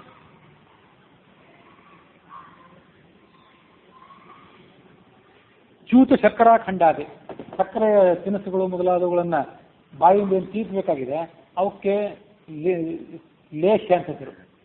ಇನ್ನು ಉಳಿದದ್ದು ಪೇಯ. ಈಗ 4 ವಿಧವಾದಂಥ ಭೋಜನವನ್ನು ಅವನಿಗೆ ಕೊಟ್ಟ. ದುರ್ವಾಸ ಮುನಿಗಳು ಯೋಗ ಬಲದಿಂದ ಭೋಜನ ಮಾಡಿದರು. ರಾಮನ ಪ್ರಶಂಸೆ ಮಾಡ್ತಾ ಅವರಿಂದ ಹೊರಟೋಗಿಬಿಟ್ರು. ನಾನು ಕೇಳಿದಂಥ ಭೋಜನ ಕೊಡ್ಲಿಕ್ಕೆ ಯಾರಿಗೂ ಸಾಧ್ಯವಿಲ್ಲ ಅಂತ ಅವ್ರು ಎಲ್ಲ ಕಡೆ ಬೆಂಗಳೂರು ಸಾರಿಸ್ಕೊಂಡು ಹೋಗ್ತಿದ್ರು. ಆದರೆ ರಾಮ ಆ ದುರ್ವಾಸ ಮುನಿಗೆ ಏನು ಭೋಜನ ಕೊಟ್ಟ, ಈಗ ದುರ್ವಾಸ ಮುನಿಯ ಪ್ರತಿಜ್ಞೆಯನ್ನು ರಾಮ ಒಬ್ಬ ಭಂಗ ಮಾಡಿದ್ನೇ ಹೊರತು ಬೇರೆ ಯಾರಿಗೂ ಕೂಡ ಅದನ್ನು ಭಂಗ ಮಾಡಲಿಕ್ಕೆ ಸಾಧ್ಯ ಆಗಲಿಲ್ಲ. ದುರ್ವಾಸ ಮುನಿಯ ಪ್ರತಾಪವೇ ಅಂಥದ್ದಿತ್ತು. ಅವನ ಅಪೇಕ್ಷೆಯನ್ನು ಈಡೇರಿಸಿ ಅವನು ಗೆದ್ದವರು ಬಹಳ ಕಡಿಮೆ ಇದ್ರು. ಗೆದ್ದವ್ರು ಯಾರ್ಯಾರು? ಕುಂತಿ ಗೆದ್ದಿದ್ದು. ಕುಂತಿ ಹೇಗೆ ಗೆದ್ದಿದ್ದು? ಸಹಜ ಸಾಮರ್ಥ್ಯದಿಂದ ಗೆದ್ದಿರಲಿಲ್ಲ, ಅವ್ರಿಗೇನು ವರ ಇತ್ತು. ಹೇಗೆ ವರ ಇತ್ತು ಅಂತಂದರೆ, ಅವಳು ದುರ್ವಾಸನ ಸೇವೆ ಮಾಡ್ಲಿಕ್ಕೆ ಹೋದಾಗ ಈತ ನನಗೇನು ಮಾಡಿಬಿಡ್ತಾನೋ, ಏನು ಕೋಪಗೊಂಡು ಬಿಡ್ತಾನೋ ಅಂತ ಅವಳು ಹೆದರಿ ನಡುಗ್ತಾ ಇತ್ತು. ಆ ಮುನಿಯೇ ವರ ಕೊಟ್ಟಿದ್ದಂತೆ, ನಾನು ನಿನ್ನ ವಿಷಯದಲ್ಲಿ ಕುಪಿತನಾಗೋದಿಲ್ಲ, ಭಯ ಪಡಬೇಡ ಅಂತ ಅವನೇ ವರ ಕೊಟ್ಟಿದ್ದ. ಅದಕ್ಕಾಗಿ ಆತನ ಮನಸ್ಸನ್ನು ಗೆದ್ದಲೇ ಹೊರತು ಅವಳಿಗೇನದು ಸ್ವಸಾಮರ್ಥ್ಯ ಅಲ್ಲವಂತೆ. ಹಾಗಾಗಿ ಕುಂತಿ ಗೆದ್ದದ್ದು ಮಹತ್ವದಲ್ಲ. ಕೃಷ್ಣ ಮತ್ತು ರಾಮ ಇವ್ರು ಗೆದ್ದದ್ದು ಮಹತ್ವ. ರಾಮ ಇಲ್ಲಿ ಗೆದ್ದ, ಕೃಷ್ಣ ಯಾವಾಗ ಗೆದ್ದ ಅಂತಂದ್ರೆ, ಸಣ್ಣ ವಯಸ್ಸಿನಲ್ಲಿ ಬಾಲಕೃಷ್ಣ ವೃಂದಾವನದಲ್ಲಿ ವಿಹಾರ ಮಾಡ್ತಿದ್ದಾಗ ದುರ್ವಾಸರು ಬಂದ್ರಂತೆ. ಬಹಳ ಹಸಿದಿದ್ದೇನೆ, ಹೊಟ್ಟೆ ತುಂಬುವಷ್ಟು ಅನ್ನ ಕೊಡು, ಇಂದಿನವರೆಗೆ ನನ್ನ ಯಾರೂ ತೃಪ್ತಿಪಡಿಸಿಲ್ಲ, ನಿನಗೇನಾದ್ರು ಸಾಧ್ಯ ಆಗ್ತಿದ್ರೆ ತೃಪ್ತಿಪಡಿಸಿ ನೋಡೋಣ ಅಂತ ಸವಾಲು ಹಾಕಿದ್ರು. ಇದನ್ನೇ ಹರಿವಂಶದಲ್ಲಿ ಭಾಗವತದಲ್ಲಿ ನನಗೆ ಹೇಳಲಿಕ್ಕಾಗಿಲ್ಲ, ಪ್ರಮಾದವನ್ನು ಮರೆತಿದ್ನೋ ಅಥವಾ ಬೇರೆ ಪಾಠದಲ್ಲಿ ಇಲ್ಲದಿರ್ತೋ ಗೊತ್ತಿಲ್ಲ. ಅಂತೂ ಇದೊಂದು ಕೃಷ್ಣನ ಮಹಿಮೆನೆ. ಕೃಷ್ಣ ರಾಮನಂತೆ ಮರುಕ್ಷಣವೇ ಅನ್ನ ಸೃಷ್ಟಿ ಮಾಡಿದ, ಆ ದುರ್ವಾಸರನ್ನು ಗೆದ್ದ. ಮತ್ತೆ ತಾತ್ಪರ್ಯ ವ್ಯಾಖ್ಯಾನದಲ್ಲಿ ಮತ್ತೊಂದು ಕಡೆ ಕೆಲವು ಕಾರ್ಯ ಹೀಗೆ ಹೇಳ್ತಾರೆ, ಜನಾರ್ದನಿ ಅಂತ ಒಂದು ವ್ಯಾಖ್ಯಾನ. ಕೃಷ್ಣ ದುರ್ವಾಸನನ್ನ ಮತ್ತೊಂದು ಬಾರಿ ಗೆದ್ದಿದ್ದಂತೆ ದೊಡ್ಡವನಾದಾಗ. ಅದು ಹೇಗೆಂದ್ರೆ, ದ್ವಾರಕಾನಗರದಲ್ಲಿ ದುರ್ವಾಸರು ಬಂದಾಗ ಅವರು ತನ್ನ ಮನೆಯಲ್ಲಿ ಇರ್ಲಿಕ್ಕೆ ಅವಕಾಶ ಕೊಟ್ಟಿದ್ದ. ಅವರು ಮಾಡಿದ ರಂಪಗಳನ್ನೆಲ್ಲ ಸಹಿಸಿಕೊಂಡ. ಅವರೇನು ಕುಪಿತರಾಗಿ ಮನೆಯಲ್ಲೇ ಸುಟ್ಟರಂತೆ. ಆ ಸುಟ್ಟದನ್ನು ಇದು ಸಹಿಸಿಕೊಂಡ. ತನ್ನ ಕೋಪ ಎಲ್ಲ ಇದು ಸಹಿಸಿಕೊಂಡಲ್ಲ ಅಂತ ಅವ್ರಿಗೆ ಭಾರಿ ಸಮಾಧಾನ. ಅದು ದುರ್ವಾಸರಿಗೆ ಒಂದ್ಸರಿ ಪಾಯಸ ಬೇಕು ಅಂತ ಅನಿಸ್ತು ಅವರಿಗೆ. ಕೂಡಲೇ ಪಾಯಸ ಮಾಡಿ ಹಾಕಿದೆ. ಆ ಪಾಯಸ ನಾನು ತಿಂದಿದ್ದ ಪಾಯಸ ಮೈಗೆಲ್ಲ ಬಳ್ಕೊ ಅಂದ್ರು. ನೀನು ಬಳ್ಕೊಂಡ. ಕಾಲಿಗೆ ಒಂದು ಬಳ್ಕೊಳ್ಳಿಲ್ಲ. ಕಾಲಿಗೆ ಯಾಕೆ ಬಳ್ಕೊಳ್ಳಿಲ್ಲೋ ಮಗನೇ ಅಂತ ಕೇಳಿದ್ರಂತವ್ರು. ಪುತ್ರಕ ಅಂತ ಕೇಳಿದ್ರು ಅವರು. ಕಾಲಿಗೆ ಬಳ್ಕೊಂಡು ನಮ್ಗೆ ಯಾಕೋ ಇಷ್ಟವಿಲ್ಲ ಅಂತ ಉತ್ತರ ಕೊಟ್ಟ. ಕಾಲಿಗೆ ಬಳ್ಕೊಳ್ಳಿಲ್ಲ ಆದ್ರಿಂದ ಅವನ ಕಾಲಿಗೆ ಆ ಬಾಣ ಸಾಕಿ, ಜರ ಅನ್ನೋ ವ್ಯಾಧನ ಬಾಣ ಸಾಕಿ ಆತ ಅವತಾರ ಪರಿಸಮಾಪ್ತಿ ಮಾಡಿದ ಅಂತ ಅದ್ರ ಮೇಲೊಂದು ಅಭಿಪ್ರಾಯ. ಕಾಲಿಗೆ ಬಳ್ಕೊಂಡಿಲ್ಲ ಅಂತ ಮಹಾಭಾರತದಲ್ಲಿದೆ, ಅನುಶಾಸನ ಪರ್ವದಲ್ಲಿ. ಬಳ್ಕೊಳ್ಳದೆ ಇದ್ದಿದ್ರಿಂದ ಅದು ಆತನ ಅವತಾರ ಪರಿಸಮಾಪ್ತಿ ಕಾರಣ ಆಯಿತು ಅಂತ ಅಲ್ಲಿಲ್ಲ. ಅದೊಂದು ಅಭಿಪ್ರಾಯ ಅಷ್ಟೇ, ವ್ಯಾಖ್ಯಾನಕಾರರ ಅಭಿಪ್ರಾಯ ಅಷ್ಟೇ. ಮತ್ತೊಂದು ಬಾರಿ ಕೃಷ್ಣ ದುರ್ವಾಸರನ್ನು ಸಮಾಧಾನ ಪಡಿಸಿದ್ದ. ಹಂಸ ಡಿಬಿಕರು ಅನ್ನೋರು ಈ ದುರ್ವಾಸರ ದಂಡ, ಕೌಟಿನ, ಕಮಂಡ ಎಲ್ಲ ಕಿತ್ಕೊಂಡು ಅವ್ರಿಗೆ ತೊಂದರೆ ಕೊಟ್ಟಿದ್ರು. ಆ ಹಂಸ ಡಿಬಿಕರನ್ನ ಈ ಕೊಂದು ಈ ದುರ್ವಾಸರಿಗೆ ತನ್ನ ಮನೆಯಲ್ಲಿ ಆಶ್ರಯ ಕೊಟ್ಟು, ಅವ್ರ ಶಿಷ್ಯರಿಗೂ ಆಶ್ರಯ ಕೊಟ್ಟು ಅವ್ರಿಗೆ ಸಮಾಧಾನ ಮಾಡಿದ್ದ ಕೃಷ್ಣ. ಅದನ್ನು ಕಥೆಯನ್ನು ನಾವು ಕೇಳಿದ್ವಿ. ಹೀಗೆ ಆ ದುರ್ವಾಸರನ್ನ, ಮಹಾಕೋಪಿಷ್ಠರಾದಂಥ ವಿಕ್ಷಿಪ್ತ ಚಿತ್ರವಂಥ ದುರ್ವಾಸರನ್ನ ಗೆದ್ದದ್ದು ಆ ಕೃಷ್ಣನ ಮಹಿಮೆ ಮಾತ್ರ. ಅದು ಕೃಷ್ಣ ಮತ್ತು ರಾಮನ ಮಹಿಮೆ ಅಂತ ಅದನ್ನು ಅರ್ಥ ಮಾಡ್ಕೊಳ್ಬೇಕು.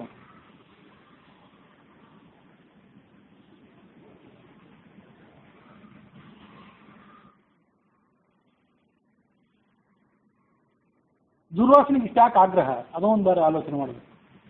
ಕೆಲವು ರಾಮಾಯಣಕ್ಕೆ ಇತ್ತೀಚಿನ ಆಧುನಿಕರಾದವರು ಟೀಕೆ ಮಾಡಿದ್ದರು. ಸೀತಾಯಣ ಅಂತ ಹೆಸರಿನಿಂದ ಒಬ್ಬರು ಟೀಕೆ ಮಾಡಿದರು. ಸೋಲಂಕಿ ರಾಮಚಂದ್ರ ಮೂರ್ತಿ ಅಂತ ಒಬ್ಬರು ಟೀಕೆ ಮಾಡಿದರು. ರಾಮಾಯಣ ಅಂತಿದೆಯಲ್ಲ, ಆ ರಾಮಾಯಣ ಅಂತನ್ನೋದು ರಾಮನನ್ನ ನಾಯಕನನ್ನಾಗಿ ಇಟ್ಕೊಂಡು ಮಾಡಿದಂಥ ಕಾವ್ಯ ಅದು. ಆದರೆ ವಾಸ್ತವಿಕವಾಗಿ ರಾಮ ನಾಯಕನಾಗಲಿಕ್ಕೆ ಯೋಗ್ಯನೇ ಅಲ್ಲ. ಅವನಲ್ಲಿ ಅಂಥ ಪ್ರೇಮ, ಸೀತೆ ಬಗ್ಗೆ ಪ್ರೇಮ, ಅನುರಾಗ, ಮಹಾಪರಾಕ್ರಮ, ಪ್ರಜೆಗಳ ಬಗ್ಗೆ ಕಾರುಣ್ಯ, ಯಾವ ಗುಣಗಳೂ ಇರಲಿಲ್ಲ. ಆತ ಯೋಗ್ಯ ನಾಯಕನೂ ಅಲ್ಲ ಅಂತ ರಾಮನನ್ನು ವಿಕಾರವಾಗಿ ಚಿತ್ರಣ ಮಾಡಿ ಸೀತಾಯಣ ಅಂತ ಒಂದು ಗ್ರಂಥ ರಚನೆ ಮಾಡಿದ್ದ. ಅದಕ್ಕೆ ಹಯೋಧನ ಪುರಾಣಿಕರು, ಜ್ಞಾನಿಗಳಾದಂಥ ಹಿರಿಯ ವಿದ್ವಾಂಸರಾದಂಥ ಹಯೋಧನ ಪುರಾಣಿಕರು ಅದಕ್ಕೆ ಉತ್ತರ ರೂಪವಾಗಿ ಬರೆದಂಥ ಒಂದು ಪುಸ್ತಕ ಲಭ್ಯ ಇದೆ ನನ್ನ ಬಳಿ.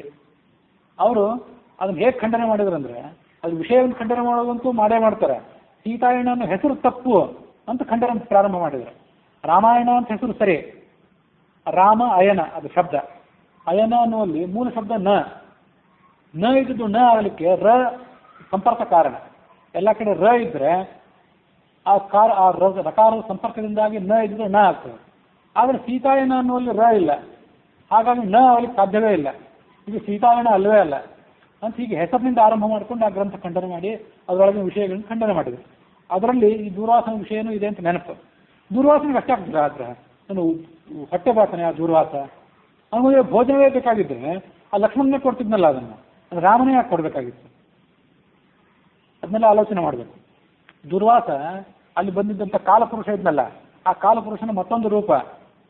ರಾಮ ಅವತಾರ ಪರಿಸಮಾಪ್ತಿ ಮಾಡಿ ಹೋಗೋದು ಅಂದ್ರೆ ಏನಿದೆ, ಇದು ಆತ ತಾನು ಹುಟ್ಟಿ ಪ್ರಜೆಗಳನ್ನು ಪರಿಪಾಲನೆ ಮಾಡಿ ತನ್ನ ಅವತಾರವನ್ನು ಲಯ ಮಾಡುವಂಥ ಸಂದರ್ಭ ಇದೆ. ಆ ಲಯ ಕಾರ್ಯಕ್ಕೆ ಉಳಿದವರೆಲ್ಲ ಸಹಭಾಗಿಗಳಾಗ್ತಾರೆ. ದುರ್ವಾಸಾದಿಗಳು ಶಿವನ ಅವತಾರಿ ಆದ್ದರಿಂದ ಆ ಸಹಭಾಗಿ ಆಗ್ಬೇಕನ್ನೋ ಕಾರಣಕ್ಕಾಗಿ ನೀನಿನ್ನ ಅವತಾರ ಪರಿಸಮಾಪ್ತಿ ಮಾಡು ಅಂತ ಹೇಳಲಿಕ್ಕೆ ಬಂದ. ಲಕ್ಷ್ಮಣನ ಅವತಾರ ಪರಿಸಮಾಪ್ತಿ ಮಾಡ್ಲಿಕ್ಕಾಗಿ ತಾನು ಮತ್ತೊಂದು ರೂಪದಿಂದ ಬಂದ. ನೀವು ಊಟವೇ ಬೇಕಾಗಿದ್ದ ಲಕ್ಷ್ಮಣನನ್ನೇ ಕೇಳ್ತಿದ್ದ ಅವನು. ರಾಮ ಸೀತೆಯನ್ನು ಪರಿತ್ಯಾಗ ಮಾಡ್ತಾನೆ ಮತ್ತು ಲಕ್ಷ್ಮಣನನ್ನು ಕೂಡ ಪರಿತ್ಯಾಗ ಮಾಡ್ತಾನೆ ಅನ್ನೋ ಸಂಗತಿ ಏನಿದೆ, ಅದು ದುರ್ವಾಸನಿಗೆ ಗೊತ್ತೇ ಇತ್ತು, ಬಹಳ ಹಿಂದೆಯೇ ಗೊತ್ತಿತ್ತದು. ದಶರಥನಿಗೆ ಆ ಸಂಗತಿಯನ್ನು ದೂರ್ವಾಸ ಬಹಳ ಹಿಂದೆ ಹೇಳಿದ್ದ, ರಾಮನ ಚರಿತ್ರೆಯನ್ನೆಲ್ಲ ಹೇಳಿದ್ದ. ಹಾಗಾಗಿ ದೂರ್ವಾಸ ಹೊಟ್ಟೆಬಾಕನೂ ಅಲ್ಲ, ಆತ ಜ್ಞಾನಿಯಾದವನು, ತ್ರಿಕಾಲ ಜ್ಞಾನಿಯಾದವನು. ಈ ಅವತಾರ ಭಗವಂತನ ಅವತಾರ ಯಾವಾಗ ಆಗಬೇಕು, ಯಾವಾಗ ಅದು ಮುಗಿಬೇಕು ಅನ್ನೋದನ್ನ ತಿಳ್ಕೊಂಡವನು. ಆತ ಮಾಡುವ ಈ ಆಟಗಳೇನಿವೆ ಇವೆಲ್ಲ ಭಗವಂತನ ಅಪೇಕ್ಷೆಗೆ ತಕ್ಕಂತೆ ಪೂರ್ವ ನಿಯೋಜಿತವಾದಂಥ ಕೃತ್ಯಗಳು ಅಂತ ತಿಳ್ಕೊಳ್ಬೇಕು. ದುರ್ವಾಸನ ಕೋಪ ನಮ್ಮಂಥದ್ದಲ್ಲ, ಇದು ಯೋಜನಾಬದ್ಧವಾದದ್ದು ಅಂತ ಹೀಗೆ ಅದನ್ನ ಅರ್ಥ ಮಾಡ್ಕೊಳ್ಬೇಕು. ವಾಲ್ಮೀಕಿ ರಾಮಾಯಣವನ್ನು ಆಮೂಲಾಗ್ರವಾಗಿ ಓದಿದ್ರೆ ದುರ್ವಾಸನ ಈ ಸಂಗತಿ ಮೊದಲೇ ಗೊತ್ತಿತ್ತು ಅಂತ ಹಿಂದಿನ ನಮಗೆ ತಿಳಿಯುತ್ತದೆ. ರಾಮನಿಗೆ ಬಹಳ ದುಃಖ ಆಯ್ತಂತೆ. ಇನ್ನು ಲಕ್ಷ್ಮಣನನ್ನ ವಧೆ ಮಾಡ್ಬೇಕಲ್ಲ, ಮರಣದಂಡನೆ ಕೊಡ್ಬೇಕಲ್ಲ, ಅವನನ್ನು ತ್ಯಾಗ ಮಾಡಿದಂತ ಆಯ್ತಲ್ಲ, ಇಲ್ಲಿ ತನಕ ಜೊತೆಗಿದ್ವಿ ಅಂತ ಬಹಳ ದುಃಖಪಟ್ಟನಂತೆ ರಾಮ, ವಾಲ್ಮೀಕಿ ರಾಮಾಯಣದ ರಾಮ. ದೀನ ಮನಸ್ಕನಾಗಿ ಹಾಗೆ ಕೂತ್ಕೊಂಡಿದ್ದ, ಹೀಗಾಗಬಾರ್ದಿತ್ತಲ್ಲ ಅಂತ ಅನ್ಸಿತಂತ. ಅಲ್ಲಿಗೆ ಆ 105ನೇ ಸರ್ಗ ಮುಕ್ತಾಯ ಆಯಿತು. ಮುಂದೆ ರಾಮ ಹೀಗೆ ಕೂತ್ಕೊಂಡಿದ್ದ ನೋಡಿ ಲಕ್ಷ್ಮಣ ಮತ್ತೆ ರಾಮನ ಬೆಳಿಗ್ಗೆ ಬಂದ. ದುರ್ವಾಸನ ಭೋಜನವೂ ಆಗಿತ್ತು, ಕಾಲಪುರುಷನೂ ಹೊರಟೋಗಿದ್ದ, ಅಂಟಮಂದ್ರು ಇಬ್ಬರೇ ಇದ್ರು. ನೀನು ನನ್ನ ಸಲುವಾಗಿ ಸಂತಾಪ ಮಾಡಬೇಕಾದ ಕಾರಣ ಇಲ್ಲ, ನಮ್ದು ಇದೆಲ್ಲ ಪೂರ್ವ ಜನ್ಮದ ಕರ್ಮ, ನಿಮ್ದಲ್ಲ ನಂದೊಬ್ಬಂದು. ಅದ ಅರ್ಥ ಹಾಗೆ, ಕರ್ಮದಿಂದ ಹುಟ್ಟಿದವರು ಉಳಿದವರು, ಅವನೊಬ್ಬ ಕರ್ಮದಿಂದ ಹುಟ್ಟಿದವನಲ್ಲ. ಯಾವ ಭಯ ಇಲ್ಲದೆ ನನ್ನನ್ನು ಸಂಹಾರ ಮಾಡು, ನಿನ್ನ ಪ್ರತಿಜ್ಞೆಯನ್ನು ಈಡೇರಿಸು, ಆ ಮೂಲಕ ನೀನು ಸತ್ಯವಾಕ್ಯನಾಗು. ಅದು ಸನ್ನಿವೇಶ ಹೇಗೆ ಒದಗಿ ಬಂದಿತ್ತು ಅಂತಂದ್ರೆ, ತನ್ನ ಅಪ್ಪ ಸತ್ಯವಾಕ್ಯನಾಗಬೇಕು, ಅದಕ್ಕಾಗಿ ನನ್ನನ್ನು ಪರಿತ್ಯಾಗ ಮಾಡಿದ್ರು ತೊಂದರೆ ಇಲ್ಲ ಅಂತ ರಾಮ ಅಪ್ಪನ ಕಡೆಯಿಂದ ತನ್ನನ್ನು ಪರಿತ್ಯಾಗ ಮಾಡಿಸ್ಕೊಂಡ, ಅಪ್ಪನ ಪ್ರತಿಜ್ಞೆಯನ್ನು ಈಡೇರಿಸಿದ. ಈಗ ಲಕ್ಷ್ಮಣನು ಕೂಡ ತನಗೆ ಅಪ್ಪನ ಸಮಾನವಾದಂಥ ರಾಮನ ಪ್ರತಿಜ್ಞೆ ಸತ್ಯವಾಗಬೇಕು ಅನ್ನೋ ಕಾರಣಕ್ಕಾಗಿ ತಾನು ಪರಿತ್ಯಾಗಕ್ಕೆ ಸಿದ್ಧನಾದ. ಅವತಾರ ಮುಗಿಲಿಕ್ಕೆ ಬಂದಿತ್ತು ಅನ್ನೋ ವಿಷಯ ಬೇರೆ, ನಾವು ಸಾಯ್ಲಿಕ್ಕೆ ಸಿದ್ಧರಾದಾಗಲೂ ಕೂಡ ಇನ್ನೂ ವೈದ್ಯರು ಏನಾದ್ರು ಪ್ರಯತ್ನ ಪಡ್ತಾರೇನೋ ಅಂತ ನಾವು ಆಲೋಚನೆ ಮಾಡ್ತಿರ್ತೇವೆ, ನಮ್ಮ ಸುತ್ತಮುತ್ತಲಿನ ಬಾಂಧವರು ಆಲೋಚನೆ ಮಾಡ್ತಿರ್ತಾರೆ. ಇವರು ಸಾವನ್ನ ಅಂದ್ರೆ ಅಂತವನ್ನ ಅಷ್ಟು ಸಮಾಧಾನ ಚಿತ್ತರಾಗಿ ಇದೊಂದು ದೈವಿ ಗತಿಯನ್ನು ಸ್ವೀಕಾರ ಮಾಡ್ತಾರಲ್ಲ, ನಾವು ಅದನ್ನ ಅಲ್ಲಿಂದ ತಿಳ್ಕೊಳ್ಬೇಕಷ್ಟೆ. ನಿನಗೆ ನನ್ನ ಮೇಲೆ ಪ್ರೀತಿ ಇದ್ರೆ, ನನ್ನ ಮೇಲೆ ಏನಾದ್ರು ಅನುಗ್ರಹ ಮಾಡಬೇಕು ಅಂತ ಅಪೇಕ್ಷೆ ಪಟ್ಟಿದ್ರೆ, ಯಾವುದೇ ಶಂಕೆ ಇಲ್ಲದೆ ನನ್ನನ್ನು ಸಂಹಾರ ಮಾಡುವ. ಪ್ರತಿಜ್ಞೆಯನ್ನು ಮುರಿದಂಥ ಜನ ನರಕಕ್ಕೆ ಹೋಗ್ತಾರೆ, ಅವರಿಗೆ ಯಾವುದೇ ಸದ್ಗತಿ ಇಲ್ಲ. ಮನಸ್ಸಿನಲ್ಲಿ ಕಳವಳ ಕಡಿಮೆ ಆಗಲಿಲ್ಲ ಅಂತ ರಾಮನಿಗೆ. ಅವನು ವಸಿಷ್ಠರನ್ನ ಪುರೋಹಿತರೆಲ್ಲರನ್ನು ಕರೆದ, ನಡೆದಂಥ ಎಲ್ಲ ಸಂಗತಿಯನ್ನು ಕೂಡ ಪೂರ್ಣವಾಗಿ ಹೇಳಿದ. ತಾಪಸ ಆ ಕಾಲಪುರುಷ ಏನು ಬಂದಿದ್ದ, ಅವನ ನಿರ್ಬಂಧಿಸಂತೆ ಲಕ್ಷ್ಮಣ ಈಗ ವಧಾರ್ಹನಾಗಿದ್ದಾನೆ, ಏನ್ ಮಾಡಬೇಕು ನಾನೀಗ ಅಂತ ಕೇಳಿದ ಅವ್ರನ್ನೆಲ್ಲ. ಅವರೆಲ್ಲ ಮಂತ್ರಿಗಳು, ಉಪಾಧ್ಯಾಯರು, ಪುರೋಹಿತರೆಲ್ಲ ದುಃಖಕರವಾದ ಈ ಮಾತಿನ ಕೇಳಿ ಮೌನ ತಾಳಿದರಂತೆ. ಮೌನ ತಾಳಿದ ಮೇಲೆ ಅವರಲ್ಲಿದ್ದಂಥ ವಸಿಷ್ಠರೊಬ್ಬರು ಮಾತ್ರ ಯಾವುದೇ ದುಃಖ ಪಡಲಿಲ್ಲ. ಅವರು ರಾಮನಿಗೆ ಹೀಗೆ ಸಮಾಧಾನ ಮಾಡಿದರು.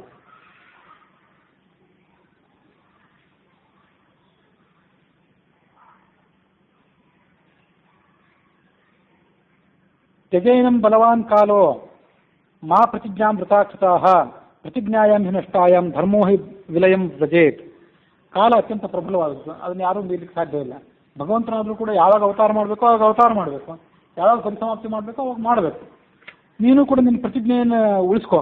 ಪ್ರತಿಜ್ಞೆ ಹೋದರೆ ಧರ್ಮವೇ ಹೋದಂತೆ. ಒಮ್ಮೆ ಆಡಿದ ಮಾತನ್ನು ನಾವು ಸುಳ್ಳು ಮಾಡೋದಾದರೆ ನಮ್ಮನ್ನು ನಂಬುತ್ತಾರೆ ಯಾರು? ಅದಕ್ಕಾಗಿ ಚರಾಚರ ಪ್ರಾಣಿಗಳೆಲ್ಲವೂ ಕೂಡ ಧರ್ಮವನ್ನೇ ಅವಲಂಬಿಸ್ಕೊಂಡಿವೆ. ಧರ್ಮ ಹೋದರೆ ಆ ಜಗತ್ತೆಲ್ಲ ನಾಶ ಆದಂತೆ. ಲಕ್ಷ್ಮಣನನ್ನು ತ್ಯಾಗ ಮಾಡು, ಈ ಲಕ್ಷ್ಮಣನ ಇಲ್ಲದೇ ರಾಜ್ಯವನ್ನು ಪಾಲನೆ ಮಾಡು ಅಂತ ಹೇಳಿದ್ರು ಅವರು. ಅವ್ರಿಗೂ ಗೊತ್ತಿತ್ತು ರಾಮ ರಾಜ್ಯವನ್ನು ಬಿಟ್ಟು ಹೋಗಬೇಕಾಗಿದೆ ಅಂತ. ಆದರೂ ಲಕ್ಷ್ಮಣನ ಇಲ್ಲದೇ ರಾಜ್ಯಭಾರ ಮಾಡುವಂತ ಅವರು ಕೂಡ ರಾಮನಿಗೆ ಸಮಾಧಾನ ಮಾಡಿದರು. ಆಗ ಆತ ಹೇಳಿದ ಆ ಎಲ್ಲ ಪ್ರಜೆಗಳ ನಡುವೆ, ನಾನು ಲಕ್ಷ್ಮಣನನ್ನ ಹತ್ಯೆ ಮಾಡಬೇಕಾಗಿಲ್ಲ, ಆತನಿಗೆ ಮರಣದಂಡನೆ ಕೊಡ್ತೇನೆ ಅಂತ ಹೇಳಿದ್ದೆ, ಆದರೆ ಅವನನ್ನು ತ್ಯಾಗ ಮಾಡ್ತೇನೆ ಅಷ್ಟೇ. ತ್ಯಾಗ ಮಾಡಿದ್ರೂ ಇಬ್ಬರು ಸಜ್ಜನರಾದರೆ ಅವರಲ್ಲಿ ಏನಾದರೂ ಇಂಥ ಪ್ರಸಂಗಗಳು ಬಂದರೆ ಒಬ್ಬ ಮತ್ತೊಬ್ಬನನ್ನು ತ್ಯಾಗ ಮಾಡಿಬಿಟ್ರೂ ಕೂಡ ಅದು ಅವ್ರಿಗೆ ಮರಣದಂಡನೆ ಕೊಟ್ಟಂತೆ, ಅವರಿಬ್ಬರಲ್ಲಿ ಅಂಥ ಶಕ್ತಿ ಇದ್ರೆ. ತ್ಯಾಗೋ ವಧೋ ವಾ ವಿಹಿತಃ ಸಾಧೂನಾಂ ಹಿ ಉಭಯಂ ಸಮಂ. ನೀವು ಅಷ್ಟು ಸಜ್ಜನರಾಗಿದ್ದರೆ ನಿಮ್ಮನ್ನು ಮತ್ತೊಬ್ಬರು ಯಾರು ನಿಮ್ಮನ್ನು ನಾನು ಬಿಟ್ಟು ಬಿಟ್ಟಿದ್ದೇನೆ ಹೋಗು ಅಂತ ಹೇಳಿದ್ರು ಅದು ನಿಮ್ಮನ್ನು ಹತ್ಯೆ ಮಾಡಿದಂತೆ. ಅಷ್ಟು ಪ್ರಬಲವಾದ ಶಿಕ್ಷೆನೇ ಅದು. ಶಾಸ್ತ್ರೀಯ ನಿರ್ಣಯದ ಆ ವಾದರಾಜಿ ವ್ಯಾಖ್ಯಾನ ಹೀಗೆ ಹೇಳ್ತದೆ, ರಾಮ ಅಷ್ಟು ಕ್ರೂರವಾಗಿ ಶಾಸನ ಯಾಕೆ ಮಾಡಿದ?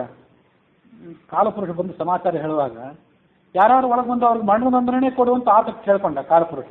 ಇವನು ಹಾಗೇ ಆಗಲಿ ಅಂತ ಮರಣದಂಡನೆ ಕೊಡ್ತೀನಿ ಅಂತ ಅಷ್ಟು ಕಠೋರವಾದ ಶಾಸನ ಯಾಕೆ ಮಾಡಿದ ಅಂದರೆ, ರಾಮ ತನ್ನ ಪರಲೋಕ ಗಮನದ ಸಿದ್ಧತೆಯನ್ನು ಮೊದಲೇ ಮಾಡಿದ್ದ. ಅದು ಆತನಿಗೆ ಗೊತ್ತೇ ಇತ್ತು.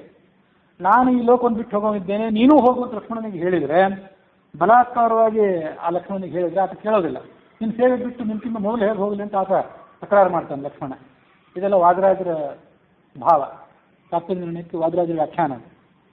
ನಿನ್ನ ಸೇವೆಯನ್ನು ಬಿಟ್ಟು ಎಲ್ಲಿಗೂ ಹೋಗೋದಿಲ್ಲ ಅಂತಾನೆ. ಬಲಾತ್ಕಾರವಾಗಿ ಆಜ್ಞೆ ಮಾಡೋದು ರಾಮನ ಸ್ವಭಾವವೇ ಅಲ್ಲ. ಅದಕ್ಕಾಗಿ ಈ ಒಂದು ಪ್ರತಿಜ್ಞೆ, ಈ ಪ್ರತಿಜ್ಞೆಯಂತೆ ಆತನಿಗೆ ಮರಣದಂಡನೆ ಕೊಡ್ತೇನೆ ಅಂತ ಆಲೋಚನೆ ಮಾಡೋದು, ಮರಣದಂಡನೆಗೆ ಪರ್ಯಾಯವಾಗಿ ತ್ಯಾಗ ಮಾಡ್ತೀನಿ ಅನ್ನೋದು. ಇದು ಹೀಗೆ ಮಾಡಿಬಿಟ್ರೆ ತಾನೂ ಕೂಡ ಪ್ರತಿಜ್ಞೆ ಸಿಕ್ಕು, ಲಕ್ಷ್ಮಣನನ್ನು ಪ್ರತಿಜ್ಞೆಯಲ್ಲಿ ಸಿಲುಕಿಸಿ ಆತನ ಮಹಾನಿರ್ವಾಣಕ್ಕೆ ಒಂದು ವೇದಿಕೆಯನ್ನು ಸಿದ್ಧಪಡಿಸೋದು. ಇದು ಆಲೋಚನೆ ಅಷ್ಟೇ.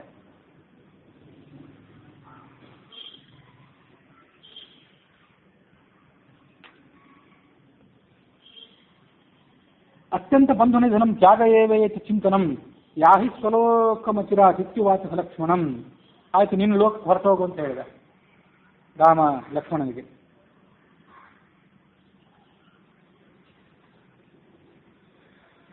ಇತ್ಯುಕ್ತಸ್ಥಯವು ಭಗವದ್ಭಯ ಧ್ವಾಂತಚಿದಂ ರಾಘವಂ ಧ್ಯಾಯನ್ನಾಪ ತತ್ಪದಂ ದಶಶತೈರ್ಯುಕ್ತೋ ಮುಖಾರುಂಭೋರುಹೈಃ ಆಸೀತ್ ಶೇಷ ಮಹಾಫಣಿ ಮುಸಲಭೃದ್ ದಿವ್ಯಾಕೃತಿರ್ಲಾಂಗಲಿ ಪರ್ಯಂಕತ್ವಮವಾಪಯೋ ಜಲನಿಧೌ ವಿಷ್ಣೋಶ್ಚಯಾನಸ್ಯ ಚ.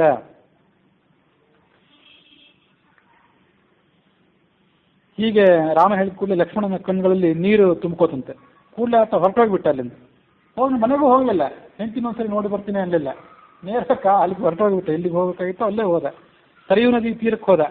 ಶುದ್ಧಾಚಮನ ಮಾಡಿದಂತೆ. ಶುದ್ಧಾಚಮನ ಮಾಡಿ ಕೈ ಮುಗಿದು ಕೂತ್ಕೊಂಡ. ಎಲ್ಲ ಇಂದ್ರಿಯಗಳನ್ನು ಅಂತರ್ಮುಖವನ್ನಾಗಿ ಮಾಡ್ಕೊಂಡ. ಯೋಗದಿಂದ ಶ್ವಾಸೋಚ್ಛ್ವಾಸವನ್ನು ಬಂಧನೆ ಮಾಡಿಬಿಟ್ಟ. ಯೋಗೇನಾಂತೆ ತನುತ್ಯಜಾಮ್ ಅಂತ. ಇಕ್ಷ್ವಾಕವಂಶದ ಎಲ್ಲ ರಾಜರ ಪರಂಪರೆಯೂ ಹಾಗೇ ಇತ್ತು.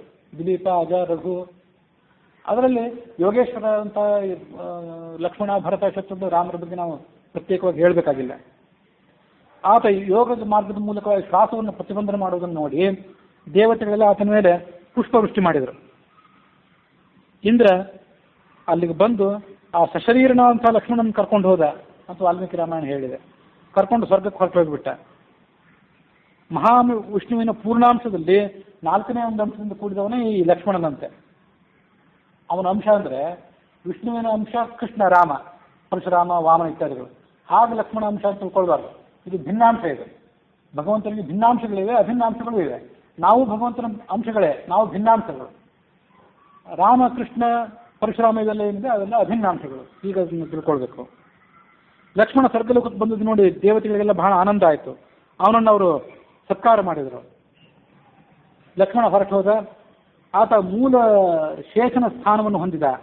1000 ಮುಖಗಳಿಂದ ಕೂಡಿದಂಥ ಕೈಯಲ್ಲಿ ಒನಕೆ, ಹಲಗೆ ಮತ್ತು ನೇಗಿಲು ಹಿಡ್ಕೊಂಡಂಥ ದಿವ್ಯ ಶರೀರವುಳ್ಳಂಥ ಮಹಾಶೇಷ ರೂಪವನ್ನು ಆತ ತಾಳಿದ. ಸಮುದ್ರದಲ್ಲಿ ಮಲಗುವಂತಹ ವಿಷ್ಣುವಿಗೆ ಒಂದು ಅಂಶದಿಂದ ಆತನೇ ಹಾಸಿಗೆ ಆಗಿಬಿಟ್ಟ. ಹಾಸಿಗೆಯಾಗಿ ಅಲ್ಲಿದ್ದ. ಆತನ ಹೋಗಿ ಸೇರ್ಕೊಂಡ ಅಷ್ಟೇ ಆತ.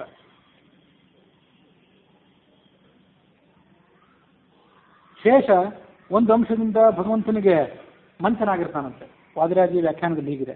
ಮತ್ತೊಂದು ಮೂಲ ರೂಪದಿಂದ ನಾಗಲೋಕದಲ್ಲಿ ಇರ್ತಾನಂತೆ. ಅದು ನಾಗಲೋಕದ ಸರ್ಪಗಳ ಲೋಕದ ಅಧಿಪತಿ ಆತ, ಅಲ್ಲಿರ್ತಾನೆ. ಲಕ್ಷ್ಮಣ ಮುಂತಾದ ರೂಪಗಳನ್ನು ಮತ್ತೊಂದು ಅವತಾರದಿಂದಲೂ ಕೂಡ ಮಾಡ್ತಾನೆ. ಆ ಲಕ್ಷ್ಮಣನ ಅವತಾರ ಯಾವ ರೂಪದ ಅವತಾರ? ಆ ಶೇಷ ರೂಪ ಇದೆಯಲ್ಲ ವೈಕುಂಠದಲ್ಲಿ, ಅದರ ಅವತಾರ ಅಲ್ಲಂಥದ್ದು. ನಾಗಲೋಕದಲ್ಲಿ ಮೂಲ ರೂಪ ಇದೆಯಲ್ಲ, ಆ ಮೂಲ ರೂಪದ ಅವತಾರ ಅಂತೆ ಈ ಲಕ್ಷ್ಮಣ ಮೊದಲಾದವುಗಳು. ಧಾಮತ್ರಯದಲ್ಲಿ ವೈಕುಂಠ, ಶ್ವೇತದ್ವೀಪ, ಅನಂತಾಸನಗಳಲ್ಲಿ ಆ ಅಂಶರೂಪ ಏನಿದೆ ಅದು ಅವತಾರ ಮಾಡೋದಿಲ್ಲಂತೆ ಯಾವತ್ತು. ಸರ್ಪಲೋಕದಲ್ಲಿರುವಂತಹ ಮಹಾಶೇಷನ ರೂಪವೇ ಬಲರಾಮನಾಗಿ ಲಕ್ಷ್ಮಣನಾಗಿ ಹುಟ್ಟುತ್ತದಂತೆ. ಅದು ವಾದಿರಾಜ ವ್ಯಾಖ್ಯಾನ. ಹಾಗಾಗಿ ಆತ ಸ್ವಲೋಕಕ್ಕೆ ಹೋದ ಅಂದ್ರೆ ವೈಕುಂಠಕ್ಕೆ ಹೋದ ಅಂತ ಅರ್ಥ ಅಲ್ಲಂತೆ. ಹೋಗಿದ್ದು ನಾಗಲೋಕಕ್ಕೆ ಹೋದ ಅಂತ ಅದಕ್ಕೆ ಈಗ ಅರ್ಥ ಮಾಡ್ತಾರೆ. ಕೃತ್ವಾ ವಾಸಸ್ತಿಂ ಸ್ವಯಮೇ ವಾತ್ಮನಾಪುರ. ಹೀಗೆ ಆ ಲಕ್ಷ್ಮಣ ತನ್ನ ಅವತಾರವನ್ನ ಪರಿಸಮಾಪ್ತಿ ಮಾಡಿದ. ಮುಂದೆ ಲಕ್ಷ್ಮಣನ ಪರಿತ್ಯಾಗ ಮಾಡಿದ ಬಳಿಕ ರಾಮನಿಗೆ ದುಃಖ ಶೋಕ ಅದನ್ನು ತಡೀಲಿಕ್ಕಾಗಲಿಲ್ಲ. ಎಲ್ಲರನ್ನೂ ಕರೆದ, ನಾನೀಗ ಭರತನಿಗೆ ಪಟ್ಟ ಕಟ್ತೀನಿ, ಕಾಡಿ ಹೊರಟೋಗೋನಿದ್ದೇನೆ, ಎಲ್ಲ ಥರದ ಪಟ್ಟಾಭಿಷೇಕದ ಸಾಮಗ್ರಿಗಳನ್ನು ತನ್ನಿ, ಲಕ್ಷ್ಮಣ ಹಿಡಿದ ಮಾರ್ಗವನ್ನೇ ನಾನು ಅನುಸರಣೆ ಮಾಡ್ತೇನೆ. ಪ್ರಜೆಗಳಿಗೆಲ್ಲ ಭಾಳ ಖೇದ ಆಯಿತು. ಎಲ್ಲರೂ ದೊಪ್ಪಂತ ಕೆಳಗೆ ಬಿದ್ದರು, ತಲೆಯನ್ನು ನೆಲ ಮೇಲೆ ಇಟ್ಕೊಂಡು ಸತ್ತವರಂತೆ ಬಿದ್ದರಂತೆ. ಭರತನಿಗೂ ಮೂರ್ಛೆ ಹೋಯ್ತು. ಆ ರಾಜ್ಯಕ್ಕೆ ಬೈದ, ರಾಜ್ಯವನ್ನು ರಾಜ್ಯಾಧಿಕಾರ ಇನ್ನೆಲ್ಲ ಬೈತ ಕಟ್ಕೊಂಡು, ಯಾರಾದರೂ ಸಾಯಿರಿ, ನೀವು ಯಾರು ಸತ್ರು ತೊಂದರೆ ಇಲ್ಲ, ರಾಮರಾಜಿ ಎಷ್ಟೇ ಕ್ಷೋಭ ಆದರೂ ಚಿಂತೆ ಇಲ್ಲ, ಅವ ಇಳಿಬೇಕು, ನಾನು ಆ ಕ್ಷೋಭವನ್ನೇ ನಿಮಿತ್ತ ಮಾಡ್ಕೊಂಡು ನಾನೇ ಏರಬೇಕು ಅಂತ ನೋರಿದ್ದಾರೆ. ತಾನು ಪಟ್ಟಕ್ಕೆ ಏರಬೇಕು ಅನ್ನೋ ಕಾರಣಕ್ಕಾಗಿ ಕ್ಷೋಭೆಯನ್ನು ಮಾಡಿಸೋರು ಇದ್ದಾರೆ. ಅವ್ರ ನಡುವೆ ಇಂಥವರು ಇದ್ರು ಆ ಕಾಲದಲ್ಲಿ. ಅವನು ಹೇಳಿದೆ, ನನಗೆ ಶಪಥ ಮಾಡ್ತೇನೆ, ನೀನಿಲ್ಲದೆ ನನಗೆ ರಾಜ್ಯವೂ ಬೇಕಾಗಿಲ್ಲ. ನಾನು ಯಾಕೆ ಭೂಲೋಕದಲ್ಲಿದ್ದೆ ಅಂದರೆ ನೀನು ಇದ್ದೆ ಅಂತ ಇದ್ದೆ, ನನಗೆ ಸ್ವರ್ಗವೂ ಬೇಕಾಗಿಲ್ಲ. ಲವಕುಶನಿಗೆ ಪಟ್ಟಾಭಿಷೇಕ ಮಾಡು, ದಕ್ಷಿಣ ಕೋಸಲ ರಾಜ್ಯಕ್ಕೆ ಕುಶನನ್ನು ಪಟ್ಟಾಭಿಷಿಕ್ತನನ್ನಾಗಿ ಮಾಡು, ಉತ್ತರ ಕೋಸಲ ರಾಜ್ಯಕ್ಕೆ ಲವನನ್ನು ಪಟ್ಟಾಭಿಷಿಕ್ತನನ್ನಾಗಿ ಮಾಡು, ಆ ಶತ್ರುಘ್ನನನ್ನು ಕರೆಸು, ಅವ್ರಿಗೆ ಪಟ್ಟಾಭಿಷೇಕ ಮಾಡೋ, ನೀನು ಮಹಾನಿರ್ವಾಣ ಹೊಂದು, ನಾನು ಬರ್ತೀನಿ ಅಂತ ಭರತ. ವಸಿಷ್ಠರು ಹೇಳಿದರು, ಈ ಪ್ರಜೆಗಳೆಲ್ಲ ಕೆಳಗೆ ನೆಲದ ಮೇಲೆ ಬಿದ್ದಿದ್ದಾರೆ, ಅದಕ್ಕಾಗಿ ಅವರಿಗೆ ಸಮಾಧಾನ ಆಗುವಂತೆ ಮಾಡು, ಅವರಿಗೆ ಅಪ್ರಿಯವಾಗುವಂಥ ಕಾರ್ಯವನ್ನು ಯಾವುದು ಮಾಡಬೇಡ. ಪ್ರಜೆಗಳನ್ನೆಲ್ಲ ಮೇಲೆಬ್ಸಿದಂತೆ ರಾಮ. ಎಬ್ಬಿಸಿ, ನಿಮಗೆ ಪ್ರಿಯವಾದಂಥ ಕಾರ್ಯವನ್ನು ನಾನೇನು ಮಾಡಬೇಕು? ಆಗ ಅವರು ಹೇಳಿದರು, ಗಚ್ಚಂತ ಮನಗೊಚ್ಚಾಮೋ ಎತ್ರ ರಾಮ ಗಮಿಷ್ಯತಿ. ನೀನು ಅವತಾರ ಪರಿಸಮಾಪ್ತಿ ಮಾಡೋದು ಹೋಗೋದಾದರೆ ನಾವು ಎಲ್ಲರೂ ಕೂಡ ನಿನ್ನನ್ನು ಹಿಂಬಾಲಿಸಿ ಬಂದುಬಿಡ್ತೇವೆ, ನಮಗೂ ಕೂಡ ಈ ಲೋಕ ಬೇಕಾಗಿಲ್ಲ. ನಿನ್ನ ಪ್ರಜೆಗಳು ನಾವು, ನಮ್ಮ ಬಗ್ಗೆ ನಿನಗೇನಾದರೂ ಪ್ರೀತಿ ಇರೋದಾದರೆ ನಮಗೆ ಬರಲಿಕ್ಕೆ ಅನುಮತಿ ಕೊಡು. ನಾವು ನಿವೃತ್ತರಾದವರು, ಕೆಲಸಕ್ಕೆ ಬಾರದವ್ರು ಮಾತ್ರ ನಿನ್ನ ಹಿಂದೆ ಬರ್ತೇವೆ ಅಂತಲ್ಲ, ಪುತ್ರ ಪೋತ್ರ ಸಮೇತವಾಗಿ ನಿನ್ನ ಹಿಂದೆ ಬರ್ತೇವೆ, ನಮಗೂ ಎಲ್ಲರಿಗೂ ಅವಕಾಶ ಕೊಡು. ತಪೋವನಕ್ಕೆ ಹೋಗ್ತಾಯಿದ್ರೆ ಅಲ್ಲೇ ಕರ್ಕೊಂಡು ಹೋಗು, ಕಾಡಿಗೆ ಹೋಗ್ತಾಯಿದ್ರೆ ಅಲ್ಲೇ ಕರ್ಕೊಂಡು ಹೋಗು, ನದಿಗೋ ಸಮುದ್ರಕ್ಕೂ ಹೋಗ್ತಾಯಿದ್ರೆ ಅಲ್ಲೇ ಕರ್ಕೊಂಡು ಹೋಗು. ನೀನು ಎಲ್ಲಿ ಹೋಗ್ತೀನೋ ನಿಮಗೆ ಬಿಟ್ಟದ್ದು, ಆದರೆ ನಿನ್ನ ಹಿಂದೆ ಬರಬೇಕು ಅಂತ ನಮ್ಮ ಅಪೇಕ್ಷೆ, ನಮ್ಮನ್ನು ಬಿಟ್ಟು ಹೋಗಬೇಡ. ನೀನಿದ್ದಲ್ಲೇ ನಮಗೆ ಆನಂದ, ಅದೇ ದೊಡ್ಡ ವರ. ರಾಮ ಹಾಗೆ ಆಗಲಿಂದ ಮುಂದಿನ ಕರ್ತವ್ಯ ಏನು ಅಂತ ಆಲೋಚನೆ ಮಾಡಿದ. ಲವಕುಶರನ್ನ ಆ ಎರಡು ಸಾಮ್ರಾಜ್ಯಗಳಲ್ಲಿ ಪಟ್ಟಾಭಿಷಿಕ್ತರನ್ನಾಗಿ ಮಾಡಿದ. ಆ ಲವಕುಶರನ್ನು ತನ್ನ ತೊಡೆ ಮೇಲೆ ಕೂಡಿಸ್ಕೊಂಡ, ಅವರ ತಲೆಯನ್ನು ನೇವರಿಸಿದ. ಅವರಿಗೆ ತನ್ನ ಆನೆ, ಕುದುರೆ, ರಥ, ಸೈನ್ಯ ಇದನ್ನೆಲ್ಲವನ್ನು ಕೂಡ ಹಂಚಿಕೊಟ್ಟ.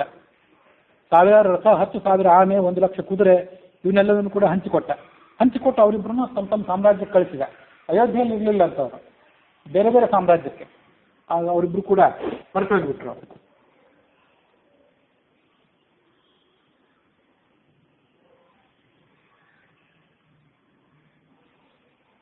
ಅಲ್ಲಿಗೆ 107ನೇ ಸರ್ಗ ಮುಕ್ತಾಯ ಆಯಿತು. ದೂತರು ರಾಮ ಹೇಳಿದಂತೆ ಮಥುರಾ ನಗರದ ಕಡೆ ಪ್ರಯಾಣ ಮಾಡಿದ್ರಂತೆ. ಆ ಶತ್ರುಘ್ನನನ್ನು ಅವರು ಕರೀಬೇಕಾಗಿತ್ತು. 3 ಹಗಲು 3 ರಾತ್ರಿ ಪ್ರಯಾಣ ಮಾಡಿ ಶತ್ರುಘ್ನನ ಬಳಿಗೆ ಬಂದರು. ರಾಮನ ಪ್ರತಿಜ್ಞೆ, ಲಕ್ಷ್ಮಣನ ಪರಿತ್ಯಾಗ, ರಾಮನ ಮಕ್ಕಳ ಪಟ್ಟಾಭಿಷೇಕ ಎಲ್ಲ ಶತ್ರುಘ್ನನಿಗೆ ಅವ್ರ ಮೂಲಕ ತಿಳಿಯಿತು. ರಾಮ ಕುಶನಿಗಾಗಿ ಕುಶಾವತಿ ಎನ್ನುವಂಥ ಪಟ್ಟಣವನ್ನು ವಿಂಧ್ಯ ಪರ್ವತದ ಸಮೀಪ, ವಿಂಧ್ಯ ಪರ್ವತದ ತಪ್ಪಲಿನಲ್ಲಿ ನಿರ್ಮಾಣ ಮಾಡಿದ್ದಾನೆ. ಅಲ್ಲಿ ಆತ ರಾಜ. ಲವನಿಗೆ ಶ್ರಾವಸ್ತಿ ಅನ್ನುವಂಥ ಮತ್ತೊಂದು ಪಟ್ಟಣವನ್ನು ರಾಜಧಾನಿಯನ್ನಾಗಿ ಮಾಡಿಕೊಟ್ಟಿದ್ದಾನೆ. ಅಯೋಧ್ಯೆ ಈಗ ಜನರಹಿತವಾಗಿದೆ. ಸಾಮ್ರಾಜ್ಯದ ಪ್ರಜೆಗಳು ಎಲ್ಲರೂ ಕೂಡ ಅಲ್ಲಿಂದ ಹೋಗೋರಿದ್ದಾರೆ, ಸ್ವರ್ಗದ ಹಾದಿಯನ್ನು ಹಿಡಿದು ಹೋಗೋರಿದ್ದಾರೆ. ಶತ್ರುಘ್ನ ಸಮಸ್ತ ಪ್ರಜೆಗಳನ್ನು ತನ್ನ ಸಮೀಪ ಕರೆಸ್ಕೊಂಡ. ಕಾಂಚನ ಅನ್ನೋ ಹೆಸರಿನ ಆತನ ಒಬ್ಬ ಪುರೋಹಿತ. ಆ ಪುರೋಹಿತರನ್ನು ಕೂಡ ಅಲ್ಲಿಗೆ ಕರೆಸಿದ. ಅಲ್ಲಿಗೆ ಕರೆಸಿ ನಡೆದಂಥ ಸಂಗತಿಯನ್ನೆಲ್ಲರಿಗೂ ಕೂಡ ಹೇಳಿದ. ತನ್ನ ಅಣ್ಣಂದಿರ ಜೊತೆ ತಾನೂ ಕೂಡ ಶರೀರವನ್ನು ಪರಿತ್ಯಾಗ ಮಾಡಬೇಕಾಗಿದೆ, ಮಹಾನಿರ್ವಾಣಕ್ಕೆ ಹೋಗಬೇಕಾಗಿದೆ ಅಂತ ಆಲೋಚನೆ ಮಾಡಿದ. ಸುಬಾಹು ಅನ್ನುವಂಥ ಶತ್ರುಘ್ನನ ಮಗ ಮಥುರಾ ಪಟ್ಟಣಕ್ಕೆ ಅಧಿಪತಿಯಾದ. ಶತ್ರುಘಾತಿ ಅನ್ನುವನು ವಿದಿಶಾ ಪಟ್ಟಣಕ್ಕೆ ಅಧಿಪತಿಯಾದ. ಅವರಿಬ್ಬರನ್ನು ಆತ ಪಟ್ಟಾಭಿಷಿಕ್ತರನ್ನಾಗಿ ಮಾಡಿ ತಾನು ಒಂದು ರಥದಲ್ಲಿ ಕೂತ್ಕೊಂಡು ಅಯೋಧ್ಯ ನಗರದ ಕಡೆ ಪ್ರಯಾಣ ಮಾಡಿದ. ರಾಮನ ಬಳಿಗೆ ಬಂದು ಆತ ರಾಮನಿಗೆ ಹೀಗೆ ಹೇಳಿದ, ನಾನು ಇಬ್ಬರಿಗೂ ಮಕ್ಕಳಿಗೂ ಕೂಡ ಪಟ್ಟಾಭಿಷೇಕ ಮಾಡಿದೆ, ಆ ರಾಜ್ಯವನ್ನು ಹಂಚಿಕೊಟ್ಟಿದ್ದೇನೆ, ಇನ್ನು ನಿನ್ನನ್ನೇ ಅನುಸರಿಸಿಕೊಂಡು ನಾನು ಬರಬೇಕಾಗಿದೆ.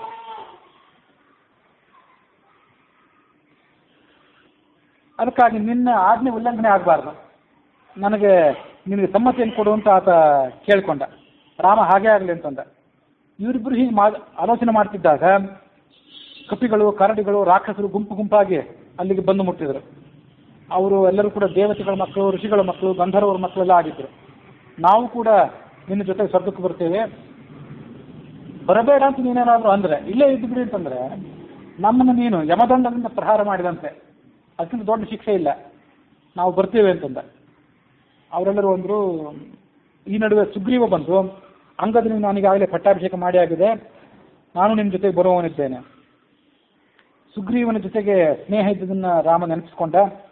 ನನ್ನ ಮಾತನ್ನು ಕೇಳು, ನೀನಿಲ್ಲದೆ ನಾನು ದೇವಲೋಕಕ್ಕೂ ಹೋಗೋದಿಲ್ಲ, ಸ್ವರ್ಗಲೋಕಕ್ಕೂ ಹೋಗೋದಿಲ್ಲ, ನೀನು ನನ್ನ ಜೊತೆಗೆ ಬರೋದಾದ್ರೆ ಅದಕ್ಕೆ ನನ್ನ ಒಪ್ಪಿಗೆ ಇದೆ. ವಿಭೀಷಣನನ್ನು ಕರೆದ. ನೀನೊಬ್ಬರು ಮಾತ್ರ ನನ್ನ ಜೊತೆಗೆ ಬರುವಂತಿಲ್ಲ, ಪ್ರಜೆಗಳು ಎಲ್ಲಿ ತನಕ ಈ ಸಾಮ್ರಾಜ್ಯದಲ್ಲಿ ಇರ್ತಾರೋ ಅಲ್ಲಿ ತನಕ ನೀನು ಇಲ್ಲೇ ಇರಬೇಕು, ಶರೀರ ಧಾರಣೆ ಮಾಡ್ಕೊಂಡು ಇರಬೇಕು. ಸೂರ್ಯಚಂದ್ರರು ಇರುವ ತನಕ, ನನ್ನ ಕಥೆ ಭೂಲೋಕದಲ್ಲಿ ಪ್ರಚಲಿತ ಇರುವ ತನಕ ನೀನು ಲಂಕಾ ಸಾಮ್ರಾಜ್ಯದ ಅಧಿಪತಿಯಾಗಿರ್ಬೇಕು. ಇದಕ್ಕೆ ಪ್ರತಿಯಾಗಿ ಮಾತಾಡಬೇಡ, ನಿನ್ನ ಕರ್ತವ್ಯ ಇದು. ನಿನಗೆ ಇನ್ನೂ ಕೂಡ ಕೆಲವು ಸಂಗತಿಗಳನ್ನು ಒಪ್ಪಿಸಿಕೊಡುವನಿದ್ದೇನೆ, ಅದು ಜವಾಬ್ದಾರಿ ನೀನು ಹೊರಬೇಕು. ನಮ್ಮ ವಂಶದಲ್ಲಿ ಒಂದು ಭಗವಂತನ ಪ್ರತಿಮೆ ಇದೆ, ಅದು ಇಕ್ಷ್ವಾಕು ವಂಶದ ಕುಲದೇವತೆ. ಅದು ಇಂದ್ರಾದಿ ದೇವತೆಗಳು ಅದನ್ನು ಆರಾಧನೆ ಮಾಡಿಕೊಂಡು ಇದ್ದಾರೆ. ಇಕ್ಷ್ವಾಕು ವಂಶದವರಿಗೆ ಕುಲದೇವತೆ ಅಂತ ಜಗನ್ನಾಥನ ಮೂರ್ತಿ ಅದು. ಅದನ್ನು ನಿನಗೆ ಕೊಡ್ತೇನೆ, ನೀನು ಅದನ್ನು ಆರಾಧನೆ ಮಾಡ್ಕೊಂಡಿರಬೇಕು. ವಾಲ್ಮೀಕಿ ರಾಮಾಯಣ ಹಾಗೆ ಹೇಳಿದೆ, ಅದನ್ನು ಪದ್ಮಪುರಾಣ ಹೀಗೆ ಸ್ವಲ್ಪ ವ್ಯತ್ಯಾಸ ಮಾಡಿ ಹೇಳಿದೆ. ಆ ವಿಭೀಷಣನಿಗೆ ರಾಮನ ವಿರಹವನ್ನು ಸಹಿಸಲಿಕ್ಕೆ ಆಗದೇ ಇದ್ದಾಗ ವಿಭೀಷಣನಿಗೆ ರಾಮ ಶ್ರೀರಂಗನಾಥನ ವಿಗ್ರಹವನ್ನೊಂದನ್ನು ಕೊಟ್ಟ, ರಂಗನಾಥನ ಮೂರ್ತಿಯನ್ನು ಕೊಟ್ಟ. ವಿಭೀಷಣ ಅದನ್ನು ತೆಗೆದುಕೊಂಡು ಲಂಕಾನಗರದ ಕಡೆ ವಿಮಾನದಲ್ಲಿ ಪ್ರಯಾಣ ಮಾಡಿದ. ಇದು ಪದ್ಮಪುರಾಣದ್ದು. ಹಳಪುರಾಣ ಒಂದಿದೆ ಶ್ರೀರಂಗಂ ಕ್ಷೇತ್ರದಲ್ಲಿ. ಅದೇನೆಂದರೆ, ಆ ರಂಗನಾಥನ ಮೂರ್ತಿನ ಆತ ತಗೊಂಡು ಹೋಗುವಾಗ ಮಾರ್ಗ ಮಧ್ಯದಲ್ಲಿ ಆತನಿಗೆ ಲಘು ಶಂಕೆ, ಪ್ರಕೃತಿಯ ಕರೆಗೆ ಹೋಗಬೇಕಾದ ಅವಸರ ಬಂತು. ಅಲ್ಲೊಬ್ಬ ಯಾರೋ ಇದ್ದ, ಅವನನ್ನು ಕರೆದು ಸ್ವಲ್ಪ ಹಿಡ್ಕೊಂಡಿರು, ನಾನು ಹೋಗಿ ಬರ್ತೀನಿ, ಸ್ವಲ್ಪ ಅವಸರ ಇದೆ, ಬಂತು ಒಂದು ಕೆಲವೇ ಕ್ಷಣದಲ್ಲಿ ಬರ್ತೀನಿ, ಮುಂದೆ ಪ್ರಯಾಣ ಮಾಡ್ತೀನಿ. ಆತ ಅದನ್ನು ಹಿಡ್ಕೊಂಡು ನಿಂತ್ಕೊಂಡ. ದೈವಿ ಸಂಕಲ್ಪ ಬೇರೆ ಇತ್ತು. ವಿಭೀಷಣ ತಡ ಮಾಡಿದನೋ ಅಥವಾ ತಡ ಮಾಡಿದ ಅಂತ ಇದನ್ನೇ ತಿಳ್ಕೊಂಡು ಅದನ್ನ ಕೆಳಗಿಟ್ಬಿಟ್ಟ. ಆತ ಬೇರೆ ಯಾರೋ ಅಲ್ಲ, ಗಣಪತಿನೇ. ಅದನ್ನ ಕೆಳಗಿಟ್ಬಿಟ್ಟ. ಅಲ್ಲಿ ಶ್ರೀರಂಗಂ ಅನ್ನುವಂಥ ಕ್ಷೇತ್ರ ನಿರ್ಮಾಣ ಆಯಿತು. ಅಲ್ಲಿ ಆ ಶ್ರೀರಂಗಂ ಕ್ಷೇತ್ರದಲ್ಲಿ ಒಂದು ಕಡೆ ಆ ವಿಭೀಷಣನ ಮೂರ್ತಿ ಇದೆ ಅಂತ. ಅಲ್ಲಿ ಆ ಪ್ರದೇಶದವರಿಂದ ನಮಗಿದು ತಿಳಿದು ಒಂದು ಮಾಹಿತಿ. ಕಾವೇರಿ ನದಿಯ ಒಂದು ಕಡೆ ಶ್ರೀರಂಗನಾಥನ ದೇವಾಲಯ, ಮತ್ತೊಂದು ಕಡೆ ಗಣಪತಿಯ ದೇವಾಲಯ ಇದೆ ಅಂತ. ವಿಭೀಷಣ ಸಿಟ್ಟು ಮಾಡಿ ಆ ಗಣಪತಿ ತಲೆ ಮೇಲೆ ಡೇಟ್ ಹಾಕಿದಂತೆ. ಆ ಗಣಪತಿಯ ದೇವಾಲಯದಲ್ಲಿರುವಂಥ ಗಣಪತಿ ವಿಗ್ರಹದ ಮೇಲೆ ಸ್ವಲ್ಪ ಅಂತ ಏಟಿನ ಚಿಹ್ನ ಇದೆ ಅಂತ. ಇದು ಸ್ಥಳ ಪುರಾಣ. ಪದ್ಮಪುರಾಣಕ್ಕೂ ಇದಕ್ಕೂ ಸಂಬಂಧವಿಲ್ಲ, ವಾಲ್ಮೀಕಿ ರಾಮಾಯಣಕ್ಕೂ ಈ ಸ್ಥಳ ಪುರಾಣಕ್ಕೂ ಸಂಬಂಧ ಇಲ್ಲ. ಅಲ್ಲಿ ನಡೆದ ಘಟನೆಗಳಷ್ಟೇ ಇದು. ಆ ರಾಮ ಏನು ವಿಗ್ರಹವನ್ನ ವಿಭೀಷಣನಿಗೆ ಕೊಟ್ಟ, ಆ ವಿಭೀಷಣ ಕೊಟ್ಟಂತ ಆ ವಿಗ್ರಹ ಏನಿದೆ ಅದು ರಾಮನ ವಿಗ್ರಹ ಅದು ಅಂತ ಮತ್ತೊಂದು ಕಥೆನೂ ಕೂಡ ಇದೆ. ಆ ರಾಮನ ವಿಗ್ರಹವನ್ನು ವಿಭೀಷಣ ಪೂಜೆ ಮಾಡಿಕೊಂಡಿದ್ದ. ಅದು ಕಾಲಕ್ರಮೇಣ ಒರಿಸ್ಸಾ ರಾಜ್ಯದ ಗಜಪತಿ ಅನ್ನುವನ ಸಂಪರ್ಕಕ್ಕೆ ಬಂದಿತ್ತು. ಮಧ್ವಾಚಾರ್ಯ ಕಾಲದಲ್ಲಿ ಅವ್ರ ಶಿಷ್ಯರಾದಂಥ ನರಹರಿ ತೀರ್ಥರವನ್ನವರು ಆ ವಿಗ್ರಹವನ್ನು ತೆಗೆದುಕೊಂಡು ಬಂದು ಮಧ್ವಾಚಾರ್ಯರಿಗೆ ಒಪ್ಪಿಸಿದರು. ಅದು ಮೂಲ ರಾಮನ ವಿಗ್ರಹ. ಅದು ಮಠಗಳಲ್ಲಿ ಇವತ್ತು ಪೂಜೆ ಸ್ವೀಕಾರ ಮಾಡಿಕೊಂಡು ಇದೆ ಅಂತನ್ನೋದು ಈಗಿನ ಪುರಾಣ. ಹೀಗೆ ವಿಭೀಷಣನಿಗೆ ರಾಮ ಆ ಕಥೆಯನ್ನೆಲ್ಲ ತನ್ನ ಕಥೆಯನ್ನೆಲ್ಲ ಹೇಳಿ, ನೀನು ಇಕ್ಷ್ವಾಕುವಂಶದ ಕುಲದೇವತೆಯನ್ನು ಆರಾಧನೆ ಮಾಡಿಕೊಂಡು ಇಲ್ಲೇ ಇರಬೇಕು ಅಂತ ಹೇಳಿದ.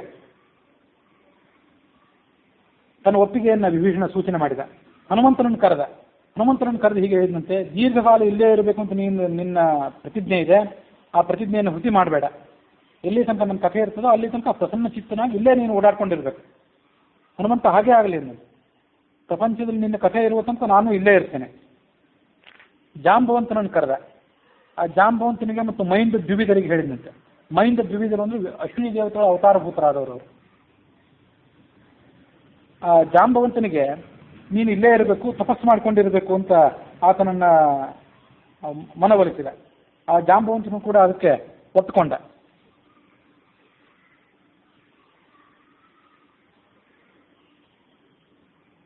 ಅಥ ರಾಘವ ಸ್ವಭಾವನೋಪಗತವು ವಿದಧೆ ಮತಿಂ ಸಹ ಜನೈರಖಿಲೈಃ ಸಮಘೋಷಯಚ್ಚ ಯೈ ಹೇಚ್ಛತಿ ತತ್ ಪದಮಕ್ಷಯಂ ಸಪದಿ ಮೈತ್ರಿತಿ.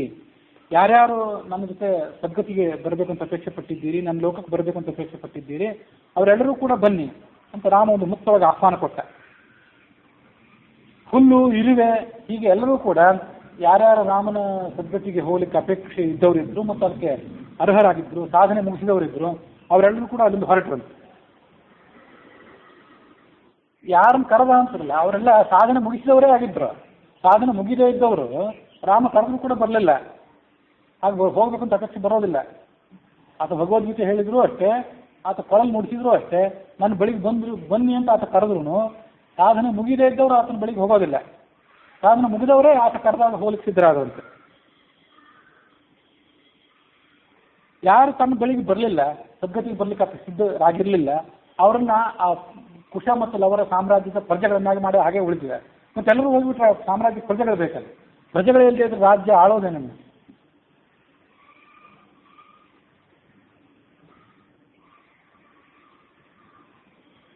ತ್ವಯಾ ಸದಾ ಮಹತ್ತಪಸ್ ಸುಕಾರ್ಯಮುತ್ತಮೋತ್ತಮಂ ತದೇವ ಮೇ ಮಹತ್ಪ್ರಿಯಂ ಚಿರಂ ತಪಸ್ತ್ವಯಾ ಕೃತಂ. ನೀನು ದೀರ್ಘಕಾಲ ತಪಸ್ಸು ಮಾಡ್ಕೊಂಡು ಇಲ್ಲೇ ಇರಬೇಕು ಅಂತ ಹನುಮಂತನಿಗೆ ಹೇಳಿದ ತಾತ್ಪರ್ಯ ನಿರ್ಣಯದಲ್ಲಿ.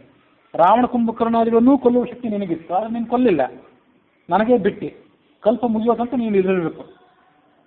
ನೀನು ಕ್ಷೀರಸಾಗರದಲ್ಲಿ ಮಧ್ಯದಲ್ಲಿರುವಂಥ ಶ್ವೇತದ್ವೀಪಕ್ಕಾಗಲಿ, ಅನಂತ ಆಸನಕ್ಕಾಗಲಿ, ವೈಕುಂಠಕ್ಕಾಗಲಿ ಬೇಕಾದಾಗ ನೀನು ಬರಬಹುದು. ಇದನ್ನು ಗಮನಿಸಬೇಕು. ಶ್ವೇತದ್ವೀಪ ಮೊದಲಾದ ಭಗವಂತನ ಲೋಕಗಳೇನಿವೆ ಅದಕ್ಕೆ ಬಲಿಚಕ್ರವರ್ತಿಯೂ ಕೂಡ ಹೋಗಿ ಬಂದಿದ್ದಂತೆ. ಆ ಭಗವಂತನ ಕಿರೀಟ ಹೊತ್ಕೊಂಡು ಬಂದಿದ್ದ, ಅವನು ಹರಿವಂಶದಲ್ಲಿ ಬಂದಿತ್ತು. ಆ ಭಗವಂತನ ಲೋಕಗಳಲ್ಲಿ ಮುಕ್ತ ಸ್ಥಾನ ಅಮುಕ್ತ ಸ್ಥಾನ ಅಂತ ಎರಡಿವೆ ಅಂತೆ. ಅಮುಕ್ತ ಸ್ಥಾನಕ್ಕೆ ಅಮುಕ್ತರಾದಂತಹ ವ್ಯಕ್ತಿಗಳು ಕೂಡ, ಇನ್ನೂ ಮೋಕ್ಷವನ್ನು ಹೊಂದದೇ ಇದ್ದವರು ಕೂಡ ಭಗವಂತನನ್ನು ಭೇಟಿಯಾಗಬೇಕು ಅಂತ ಕಷ್ಟಪಟ್ಟಾಗ ಅಲ್ಲಿ ಹೋಗಿ ಬರ್ಬೋದು. ಮುಕ್ತ ಸ್ಥಾನಕ್ಕೆ ಮುಕ್ತರಾಗದೇ ಇರುವಂತಹ ದೇವತೆಗಳು ಕೂಡ ಅಲ್ಲಿ ಹೋಗಲಾರರು. ಬಲಿಚಕ್ರವರ್ತಿ ಎಷ್ಟೇ ದೊಡ್ಡವನಾದರೂ ಕೂಡ, ಮುಂದೆ ಇಂದ್ರನಾಗಬೇಕಾದವನಾದರೂ ಕೂಡ ಮುಕ್ತ ಸ್ಥಾನಕ್ಕೆ ಹೋಗಲಾರನಂತೆ. ಆದರೆ ಹನುಮಂತ ಮಾತ್ರ ಮುಕ್ತ ಸ್ಥಾನಕ್ಕೂ ಕೂಡ ಹೋಗಿ ಬಲ್ಲವ. ಅವನು ಇನ್ನೂ ಮುಕ್ತಿ ಆಗಿಲ್ಲ, ಆದರೂ ಬೇಕಾದಾಗ ಮುಕ್ತ ಸ್ಥಾನಕ್ಕೂ ಆತ ಹೋಗಿ ಬರುವಂಥ ಶಕ್ತಿ ಉಳ್ಳವ ಅಂತ ಅದರ ನಿರ್ಣಯ. ಗಂಧರ್ವ ಅಪ್ಸರೆಯರು ನಿನ್ನ ಕೀರ್ತಿಯನ್ನು ಹೊಗಳ್ತಾ ಇರ್ತಾರೆ. ಅಲ್ಲಿ ತನಕ ನೀನು ಇಲ್ಲೇ ಇರು, ಒಂದು ರೂಪದಿಂದ ಇಲ್ಲಿರು, ಮತ್ತೊಂದು ರೂಪದಿಂದ ನನ್ನ ಬಳಿಗಿರು. ನೀನು ಏನೇ ಅಪೇಕ್ಷೆ ಪಟ್ಟು ಯಾವುದೇ ಕಾರಣದಿಂದ ನಿನ್ನ ಅಪೇಕ್ಷೆ ಸುಳ್ಳಾಗೋದಿಲ್ಲ. ಇದು ನನ್ನ ವರ. ನಿನ್ನ ಪಾದಕಮಲದಲ್ಲಿ ನನಗೆ ಅಪರಿಮಿತವಾದಂಥ ಭಕ್ತಿ ಇಲ್ಲಿ ಅಂತ ಹನುಮಂತ ಕೇಳ್ಕೊಂಡಂತೆ. ಹನುಮಂತ ಹೀಗೆ ಕೇಳ್ಕೊಂಡಾಗ ರಾಮ ಅವನಿಗೆ ವರ ಕೊಟ್ಟ, ಹಾಗೆ ಆಗಲಿ ಅಂತ ವರ ಕೊಟ್ಟ. ಅಲ್ಲಿ ಬಂದವರೆಲ್ಲ ಏನಿದ್ರು ಅಂತಂದ್ರೆ, ಅವರು ಸದೈವ ರಾಮ ಭಾವನಾ ಸದಾ ಸುತತ್ವ ವೇದಿನಃ, ಸಾಧನೆ ಮುಗಿದವರಾಗಿದ್ದು ರಾಮನನ್ನು ತಮ್ಮ ಮನಸ್ಸಿನಲ್ಲಿ ಇಟ್ಕೊಂಡವರಾಗಿದ್ದರು, ತತ್ವಜ್ಞಾನದಲ್ಲಿ ಅವರು ನಿಷ್ಠರಾಗಿದ್ದರು. ಅದಕ್ಕಾಗಿ ಅವರು ರಾಮ ಕರೆದಾಗ ಹೋಗುವಂತ ಮನಸ್ಸು ಮಾಡಿದ್ರಂತೆ. ಇಲ್ಲದಿದ್ರೆ ಅವರಿಗೆ ಆ ಮನಸ್ಸು ಬರ್ತಿರ್ಲಿಲ್ಲ. ಸಾಧನ ಪೂರ್ತಿಯಾಗದೇ ಇದ್ದವರು ರಾಮನನ್ನು ಹಿಂಬಾಲಿಸಲೇ ಇಲ್ಲ ಅಂತ ತಾತ್ಪರ್ಯ ನಿರ್ಣಯದ ವ್ಯಾಖ್ಯಾನಗಳು. ಹೀಗೆ ಎಲ್ಲರನ್ನೂ ಕೂಡ ಆತ ವಿಸರ್ಜನೆ ಮಾಡಿದ. ಯಾರ್ಯಾರಿಗೆ ಪಟ್ಟಾಭಿಷೇಕ ಮಾಡಬೇಕು ಅದನ್ನು ಮಾಡಿದ ಅಂತನ್ನುವಲ್ಲಿಗೆ ವಾಲ್ಮೀಕಿ ರಾಮಾಯಣದ 108ನೇ ಸರ್ಗ ಅಲ್ಲಿಗೆ ಸಮಾಪ್ತಗೊಂಡಿದೆ. ಮುಂದೆ 109ನೇ ಸರ್ಗದಲ್ಲಿ ಆತನ ಮಹಾನಿರ್ವಾಣ ಇತ್ಯಾದಿಗಳನ್ನು ನಾವು ಶ್ರವಣ ಮಾಡ್ತೇವೆ.